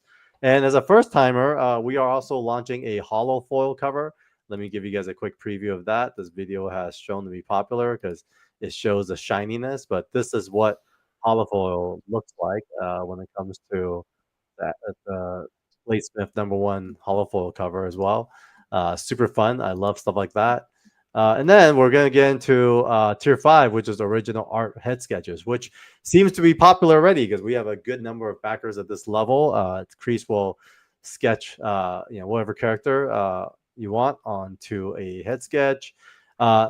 compliments of Magic Nate himself. He created these custom Master Chef knives.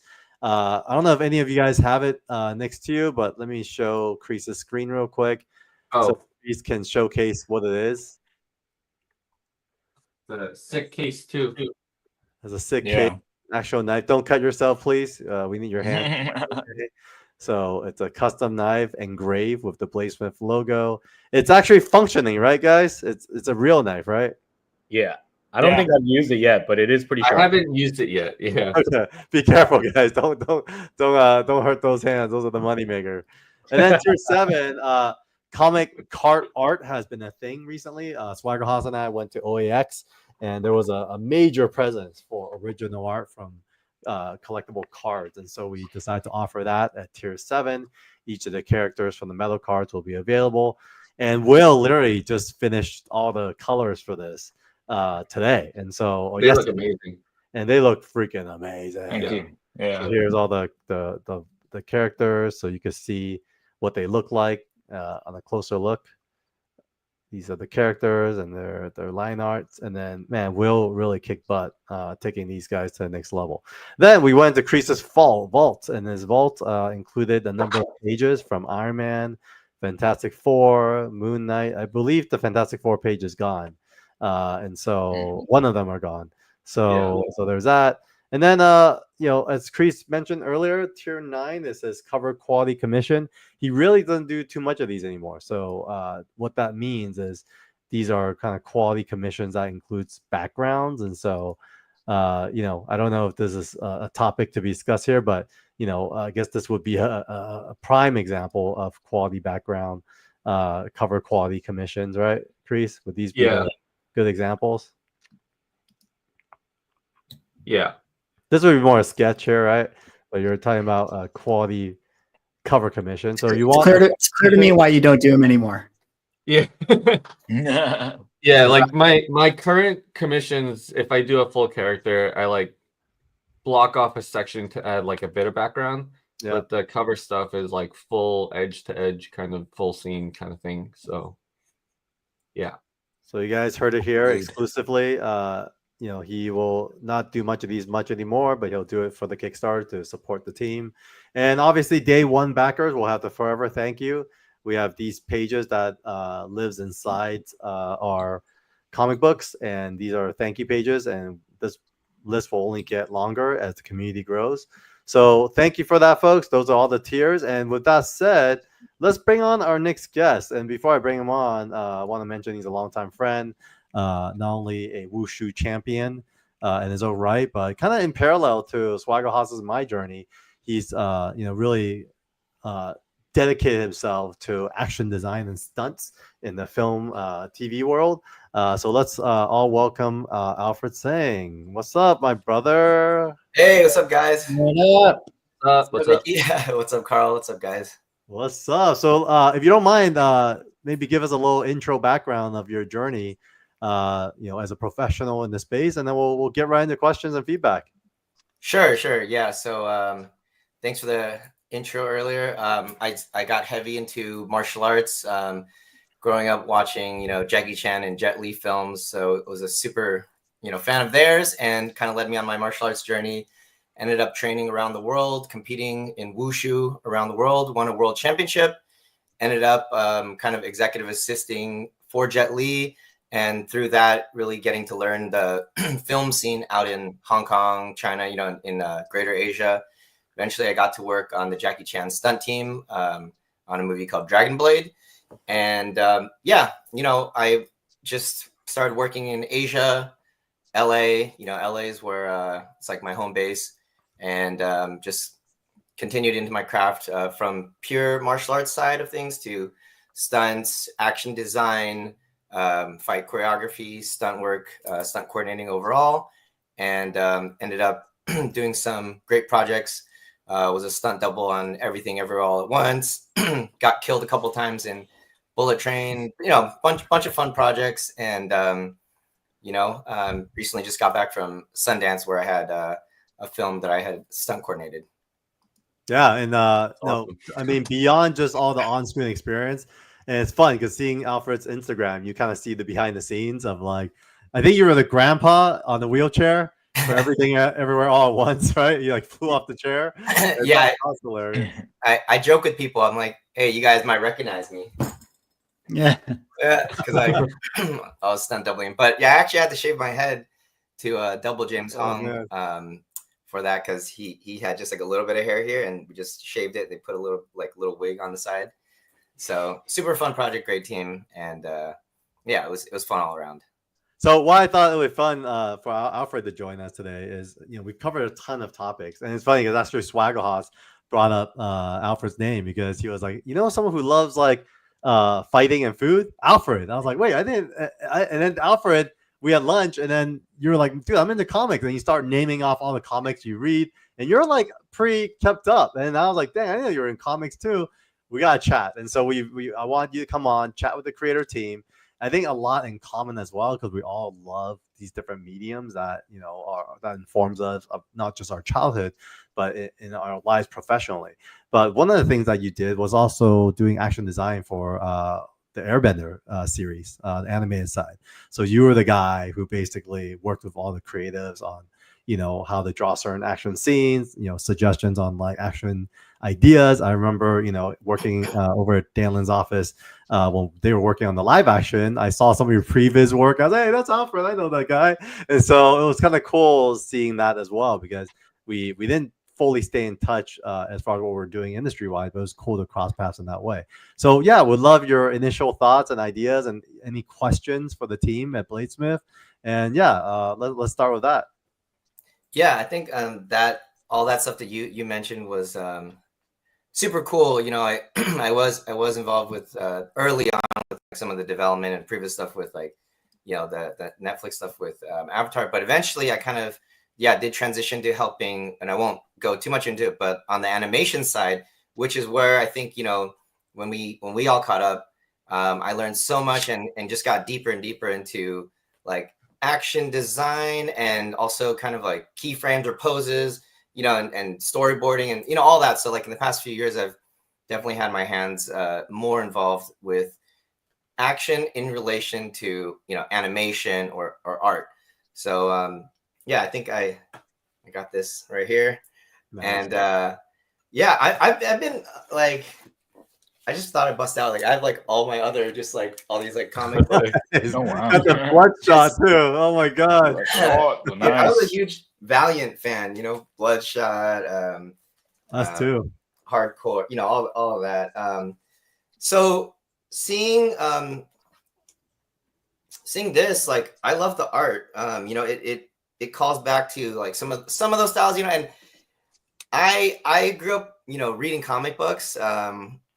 But I would say I'm maybe like 6 or 7 out of 10. I'm not like super hardcore. I can't name like every single artist, every single, deep into it, but I was definitely a fan of the stories, of the art, of where it kind of brought your imagination. Like it was, superhero movies before we had the scale of superhero movies that we do now. So it was all in your head. And I remember like, going to school, or my mom taking me to school or somewhere, and just being in the back seat, just like, well, the car's moving, just like reading comic books, like just having that imagination grow.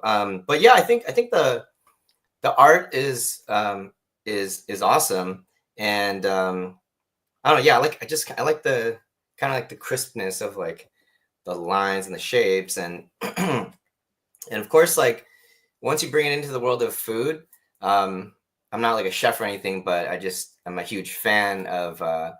Like I watch like a bunch of food shows, and I'm just personally into, like I think it stemmed from, if you're a martial artist, you start to analyze things like, what am I eating? What am I putting into my body? But then it kind of grew beyond that of, wow, like there's a certain way to prepare this. There's a creativity involved, and all these like cooking shows, like the competitive side of things, like you see how people can like one up each other in creating food. Like there's like a normal way to whatever, make dumplings or make whatever dish, and everyone who's studied up on it probably knows how to make it a certain way, but then you kind of see how someone is able to challenge that, like the standards, and go beyond that and become more creative. And I think that's the same thing in action. There you go, dumplings right there.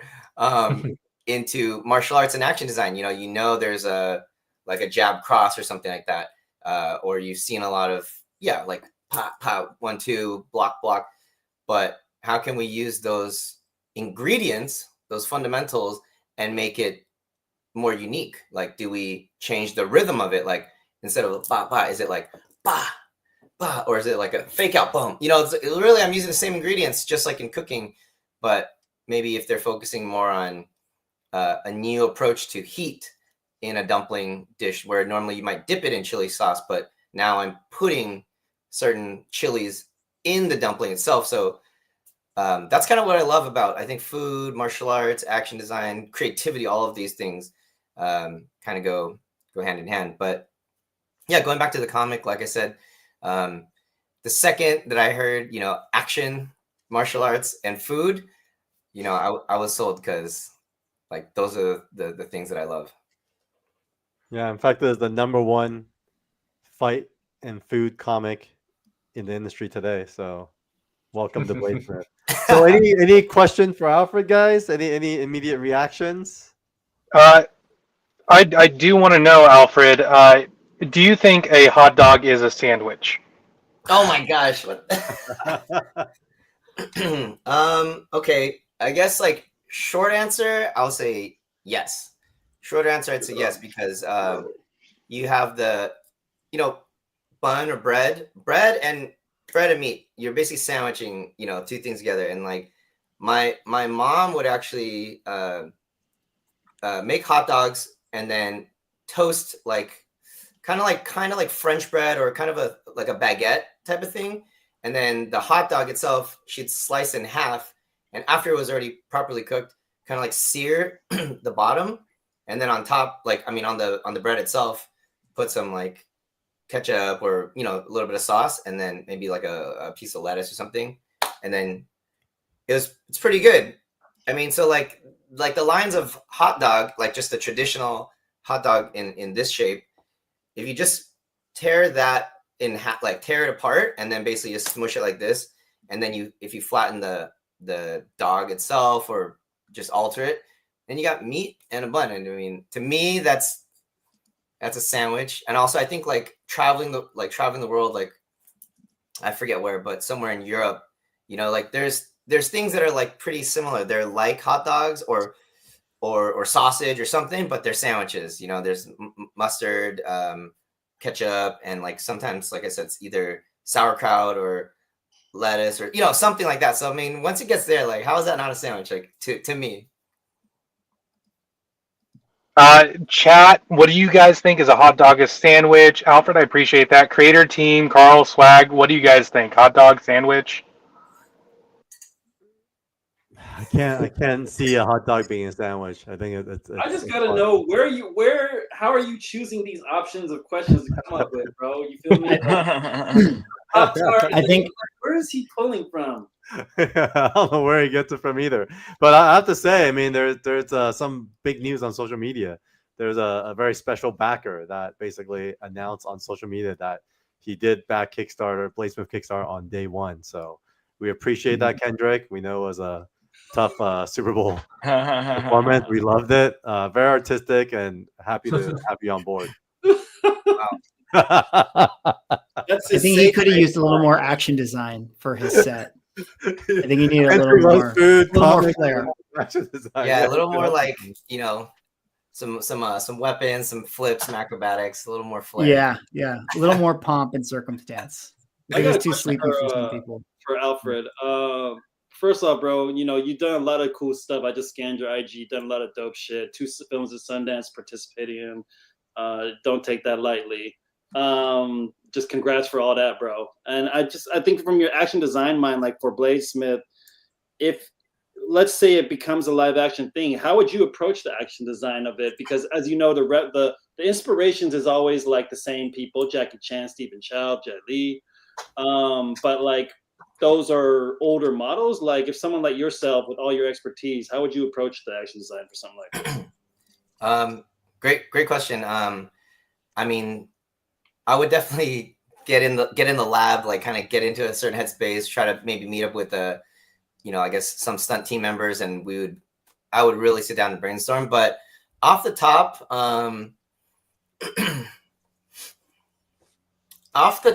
I think that, okay, it definitely needs us to have a high level of martial, okay, so there's like martial arts choreography and there's just pure action. Action could be, car crashing through the window, explosions, guns, shootouts, a bunch of stuff. But I definitely think, with the title like Bladesmyth and kind of seeing, like kind of the story in the background of these people, like they should have a high technical level of martial arts. So that's one place I'd start. Of course, kind of like the Jackie Chan, Donnie Yen, with their high-paced rhythm style, it's like, like kind of like multiple beats or half beats and stuff like that. In terms of just like that, I would definitely, find some kind of inspiration or lean a little bit more towards, like, I guess the Hong Kong side of action. But yeah, I think mixing as much grounded, like realism within it, while still keeping the tone, because it is a comic book and still we can elevate the action. Like, so we wouldn't stay grounded in, like there's that balance you want to play as a stunt coordinator, fight choreographer, or whatever, because like you can already hear those voices in the comment section, like, that would never work, bro. Like you can kind of hear when someone would say that, but you also have like a different audience group that is going to be wowed by someone doing a double B twist or cork or something kind of fantastical. So like you have to find that tone, and when it makes sense. Like back when tricking started getting super popular, I think whatever excuse people could throw in the film to do like a cool trick just for the visual, like, wow, if you shoot it in slow-mo, like capture the movement, like it's beautiful, But I think as creatives got more, like had more ingenuity, you have to find like real reasons for someone to end up doing such a move. Like it's not just doing a flashy move and then like Harrison Ford, he just like shoots you kind of thing. It's you have to really work it into the choreography seamlessly, but kind of in a scale that's believable. But going back to that, you still have to have the wow moments, the exciting, you still have to realize like, hey, this is entertainment, and putting something on a big screen, like when you go too realistic, sometimes you never know, but sometimes things are not as exciting. And again, because of the world that we're in, it's a comic book, and there's like some superhuman or fantastical elements, then I think it gives you that freedom. But also, okay, I would definitely, like, I'm not that deep into the thought process yet, but I definitely would like to mirror elements of cooking into the fighting. So one thing I would do one super basic end thing would be, what are like realistic cooking or chopping or whatever techniques. Doesn't have to be just blade or knife related. But I definitely try to incorporate, like, if a person is high level in their understanding of the culinary arts, right? What do they know in terms of steaming something or deboning a fish, or understanding like the human anatomy, or like the precision involved? Like there's some like real next level chefs that can debone like fish really cleanly, and there's almost like a world within that world that's like the average person, as long as you cut it, you fillet it, you do all that, it's like, oh wow, it's impressive. But there's like the people who are already the experts in that world, kind of like the experts viewing the experts, when they slice, when they like, wow, that was such a clean cut, one stroke, stuff like that.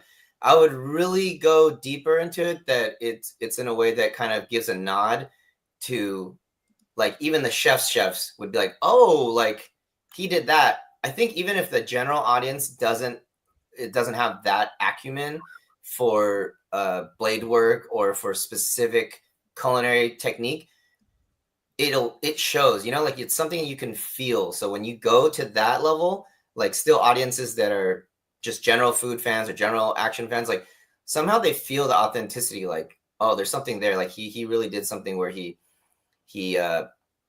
caught the guy's attack and then like kind of like whatever, like deveined him or did, and then the other guy's arm was unable to be like utilized or something, so or like kind of stabbing into an area that like that's how you would cut like a hamachi collar or something, like so, I don't know. I mean, that's getting a little violent, but something along those lines, or like supposed to be violent. It's what it's about. Write man. this down. Write it down. Write it down.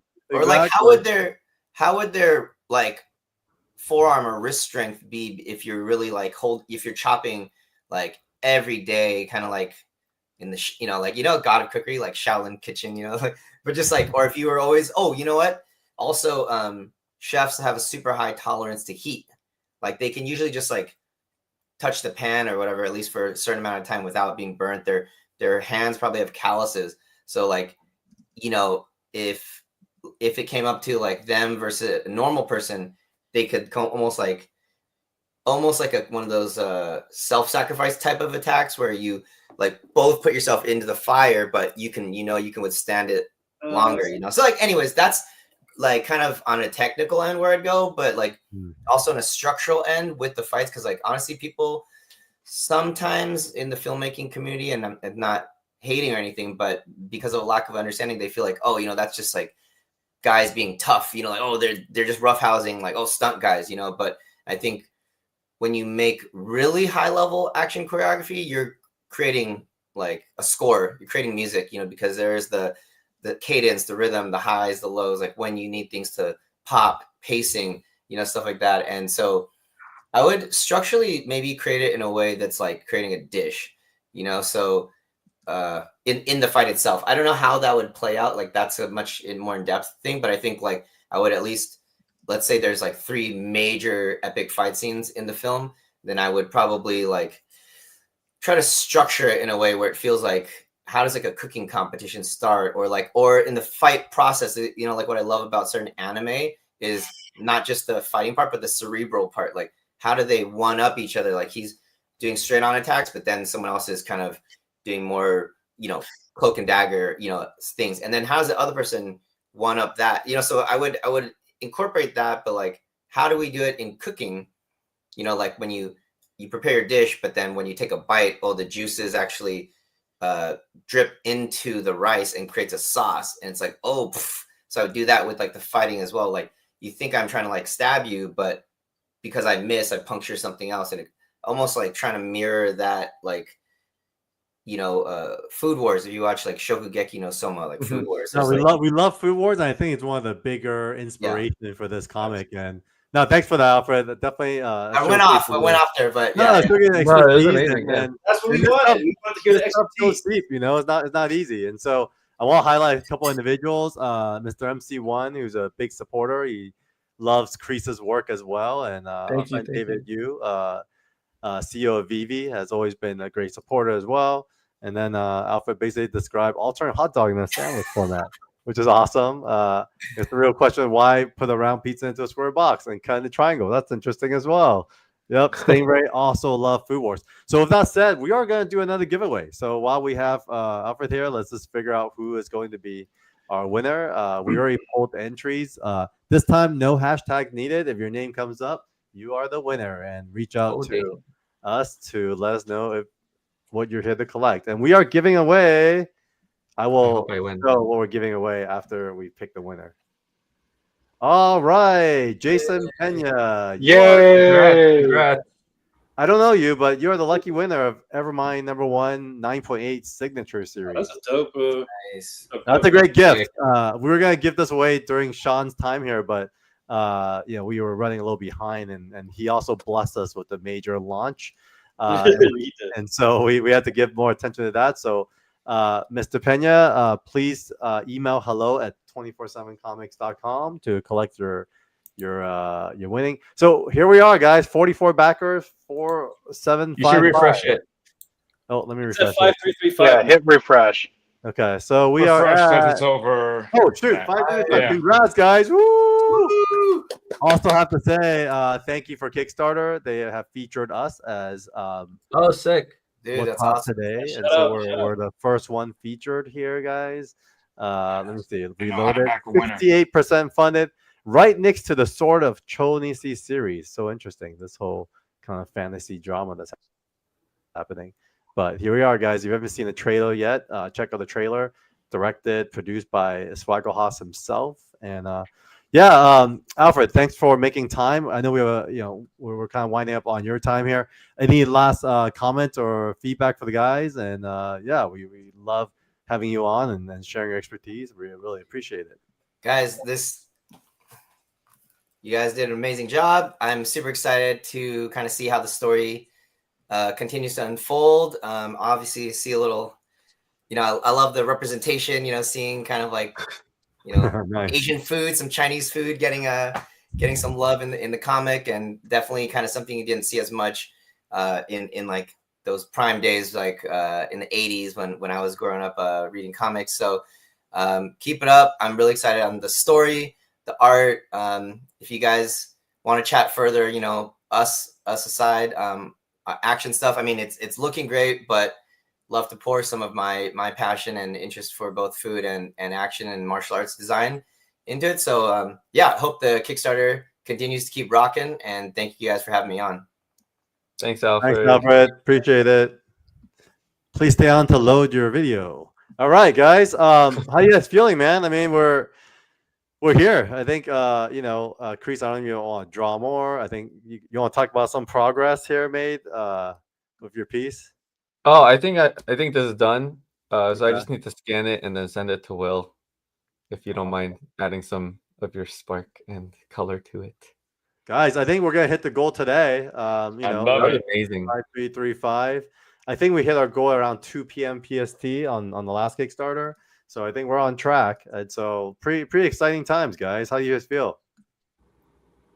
Great. Yeah, this is fun, man. It's cool seeing the number go up. It's fun. It's cool to hear people in the community and the way they talk about it. I think that's been very how you guys talk about the medium. I think it's really fucking dope. Yeah, definitely get very good feedback too, from everyone. So yeah, I think I'm a fan of like IP going through iterations, because if you think about even what Tom was saying earlier, like in the 80s set a really strong foundation for comics. But I do feel like the 90s was able to kind of explode into a larger audience. Then they kind of experimenting a lot too in the 90s, where like there were a lot of crap that didn't work, but there was also some gems that did work, right? And so I do feel like it takes time for an IP to resonate, and it takes a village. I think it does. Like, I don't think Spider-Man would be the version of Spider-Man we know today if not for all the iterations I went through the years since the character was created, and same for Batman, right? I don't think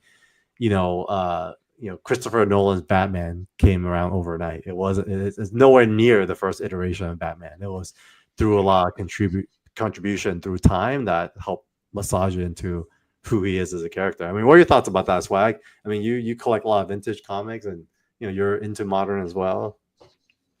Yeah, it's a process for sure. I mean, I feel like now it's like in culture, everyone just has a collective understanding of who Bruce Wayne is and who Peter Parker is. But like you said, the characterization evolved over time, and I think with current comic books now, like the stuff that was done in the 80s and the trailblazers of the image guys in the 90s and stuff, like that was for sure a moment in time.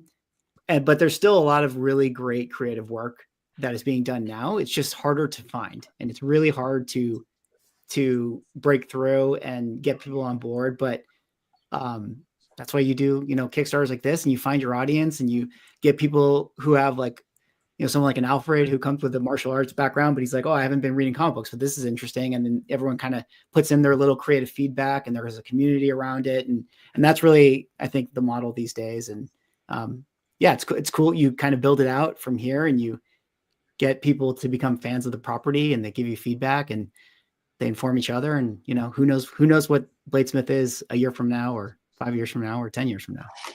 Yeah. And thanks, Carl and the team, for putting such a great kind of like panel of like guests and stuff. Everyone was amazing. So Also takes a village. Thanks to Mary, holds it down as far as Jane. Mary, Jane, Magic Nate over here, Sarah's going through some family stuff, so let's send great wishes to Sarah and good vibes to her. But as a creator team, like, why don't we kind of wrap it up? I mean, we have about 20 more minutes. We'd love some kind of closing thoughts and statements to the folks out there. Before we do that, Carl, we should actually set up. We do have one more giveaway to do. We're not done yet. That's right. You folks at home, I'm here. We'll get nice and personal, okay? You folks at home, you guys need to make sure you are tuned in to everything 24/7 Comics. We are live on Kickstarter with Bladesmyth right now with the creator team. We have one more giveaway to do, which is going to be the Bladesmyth Ash Can. So, you people, we're going to actually start collecting the hashtags now. What do you guys think? Hashtag Kung Food? I like that. I like hashtag Kung Food. All right, we'll drop it in all caps, hashtag Kung Food. We're just going to start collecting that. If you're just now tuning in, thank you. Yes, you can see the brain cells, all two of them fighting for third place. Throw that into the comments. We're going to start collecting that so you can win the exclusive Ash Can for Bladesmyth. Get it going. Thank you, Robert. I just wanted to jump in and do this first. That way we can get as many people going as possible to get this giveaway with this creator team. And while I have the platform, you in the comments, you're going to tell me what you think. And creator team, you all are expected to do this. What's the best cut of French fry?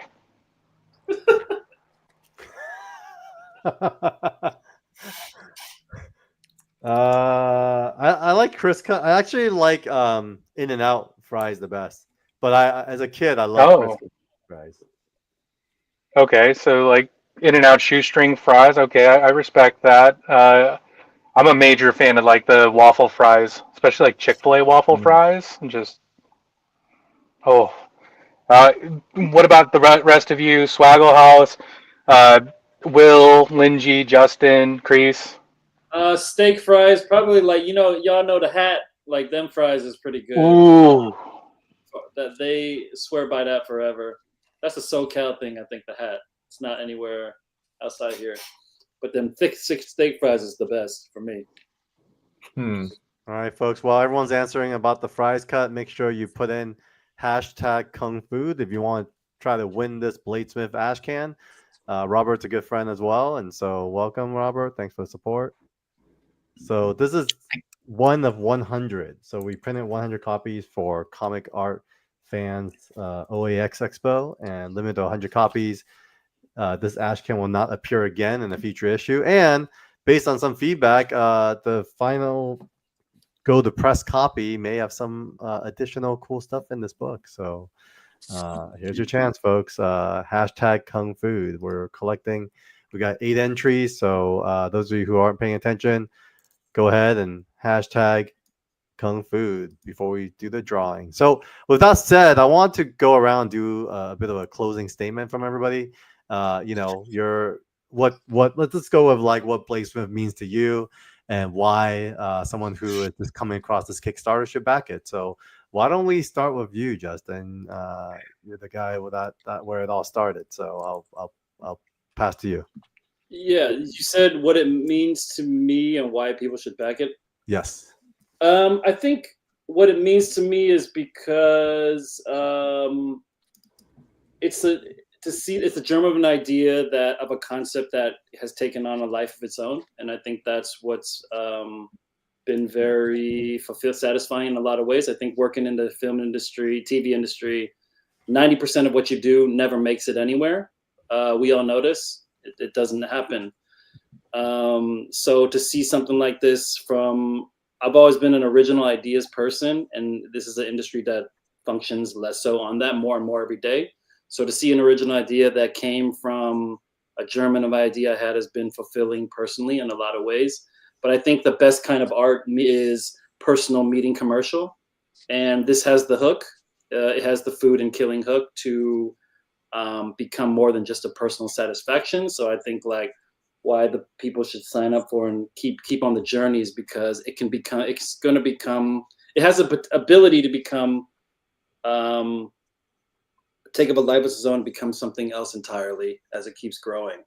I think that's the journey is worth watching to see where it goes, starting from just Chris bringing his banging ass art to it, the growth of where it go.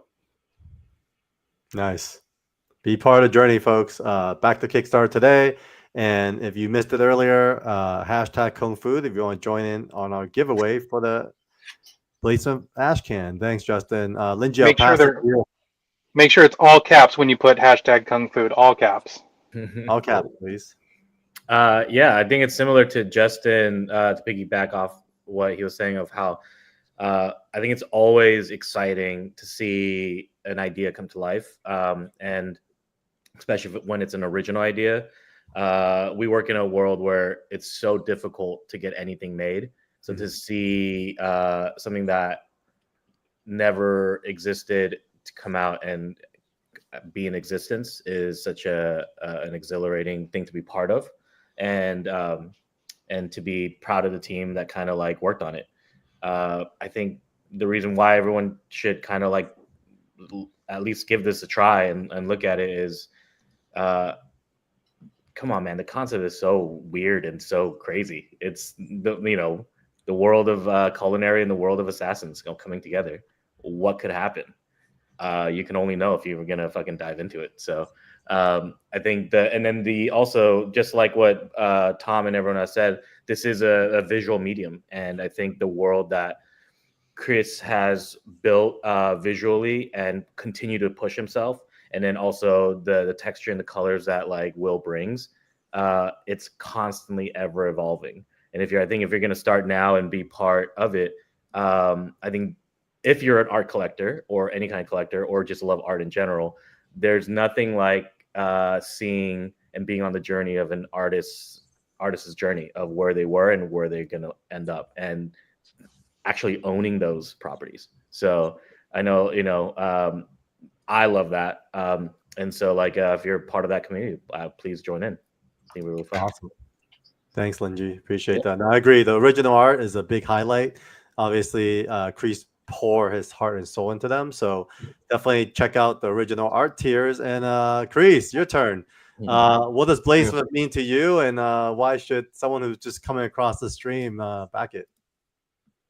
Bladesmyth, I mean, it's been a journey, right? Like, I think it's like one of my first creator-owned comics, and it's just so much fun. And I think, some of the best projects are when you have a lot of fun, and it hits like 2 points of like two big interests of mine. That I think all of ours, like food and action.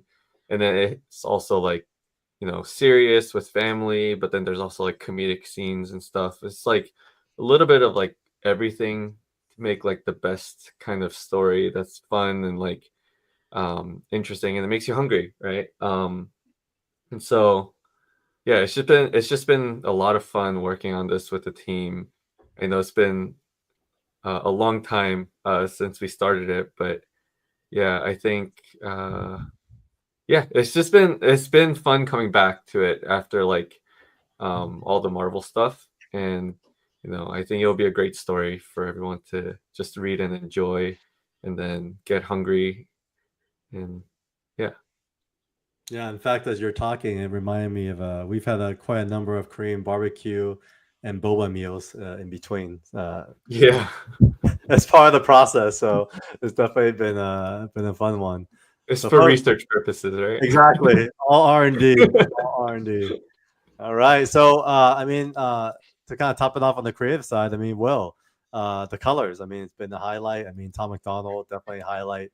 Your contribution to this, and I think for us, every time we look at the pages that you deliver, the comments are always like, "Wow, oh crap, holy crap, you killed it!" Like it's always these comments on these threads. So how do you feel? What Bladesmyth mean to you, and why should a casual bystander just walking by seeing this back it? Okay, well, what it means to me is it represents second chances and new beginnings, for sure. And why people should buy it and back it is because this has been a multi-year endeavor by this team. And this isn't something that we just slapped together overnight or just within the span of a couple of months, even.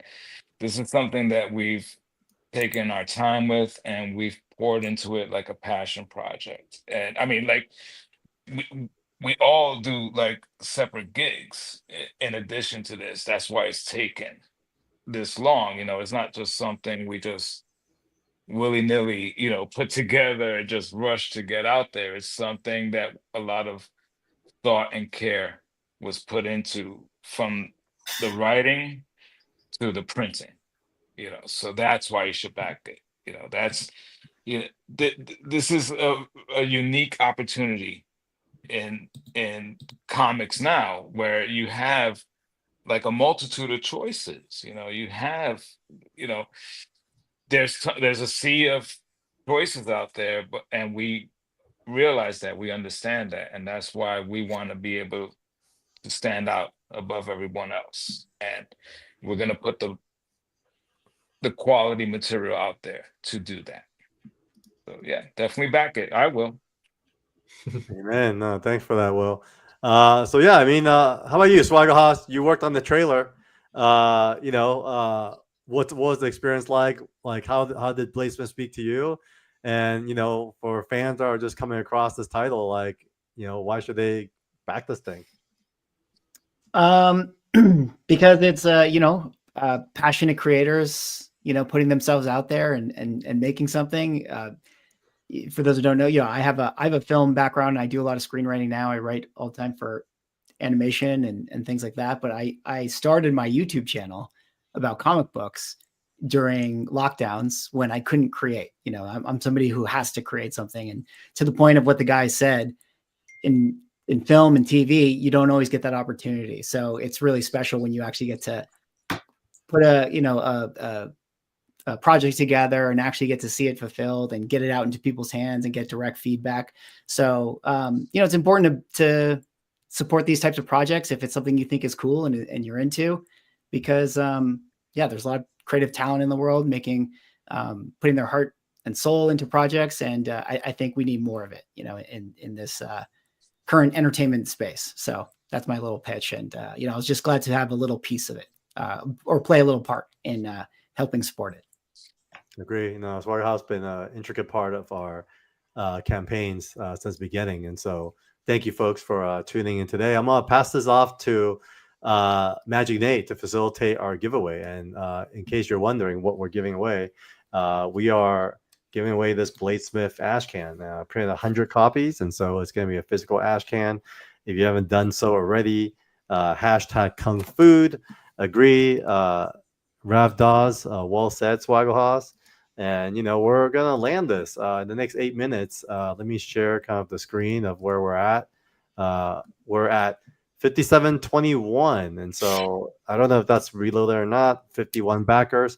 Thank you so much, folks. We're adding 51 more names to our forever thank you. And those of you who are back again for this, we really appreciate it. On the Kickstarter page, a still front page on fresh favorites.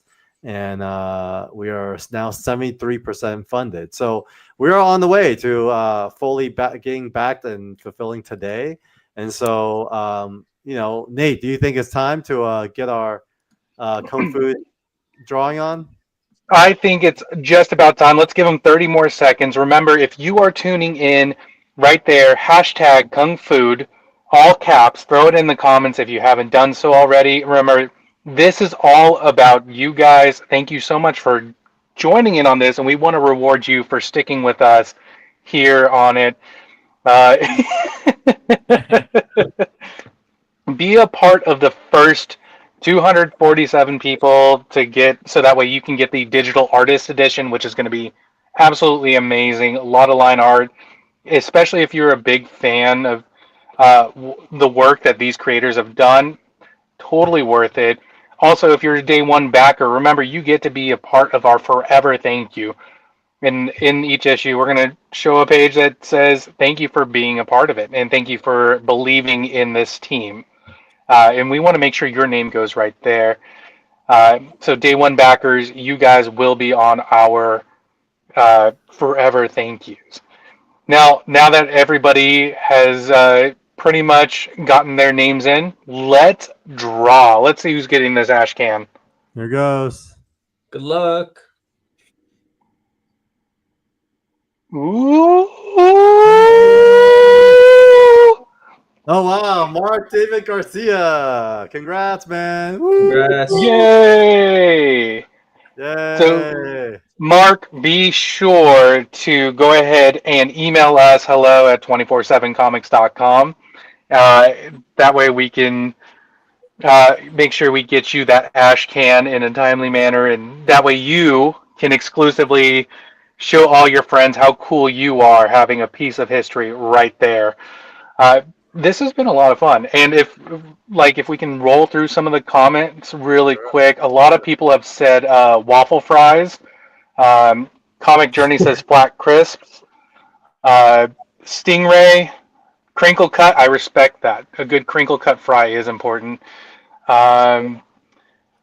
Shoestring fries, but Chick-fil-A is a great one. Swaggle I saw that. Truffle fries. Do you go for like traditional cut truffle fries or the shoestring truffle fries?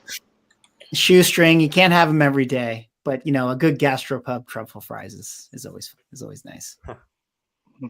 I respect that.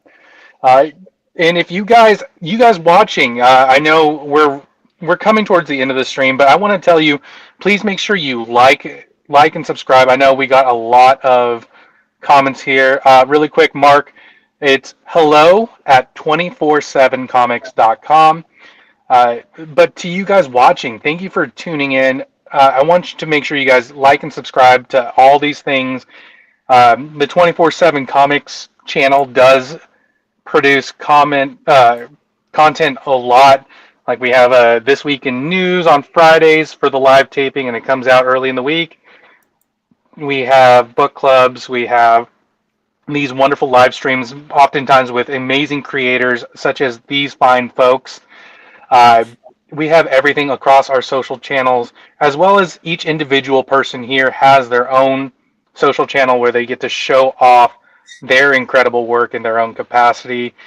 Could we go around really quick, say what your handle is or the easiest platform for them to see your work? Who wants to go first? Swaggle, you go first.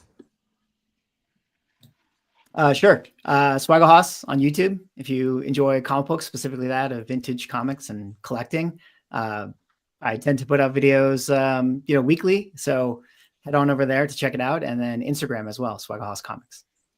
All right, thanks, Swaggle. Will, your turn. Hey guys, sorry my stream crashed out on me earlier. And you can reach me at Quintana Colors on Instagram. All righty, and CREEES. Mine's CREEES Art at CREEES Art on Instagram mainly, and Twitch and stuff. Awesome. Lingie. Cool. Just my name Lingie, and then last name Park, Park. So. All right, Justin. Chaos Pharmacy on Instagram, exactly how it sounds. Pharmacy. I'm Carl Choi. It's Carl Choi, my name, at all handles. And with that said, guys, we're closing this out at 59:01. All right, folks, let's get us to 6,000. We're very, very close, guys. Yeah. So we will fill today. We will hit our goal. So we thank you. Hell yeah. We know there's so many choices out there. And for you guys to choose us and this creator team in the back, we really appreciate it. So on behalf of the team here and 247 Comics, let's send you guys off, and thanks for joining us on this stream. And thank you guys. Thanks, folks. Thank We you have guys. 30 more days to go. So tell a friend, send a link around, and make sure everyone knows about Bladesmyth. My partner Amy just backed it too, so shout out Amy J, man. Yo, Thank you, Amy. And everyone stay on while you upload your content. So creator team, don't leave yet, but we're gonna end the stream. Thanks, guys. Thank you. All right.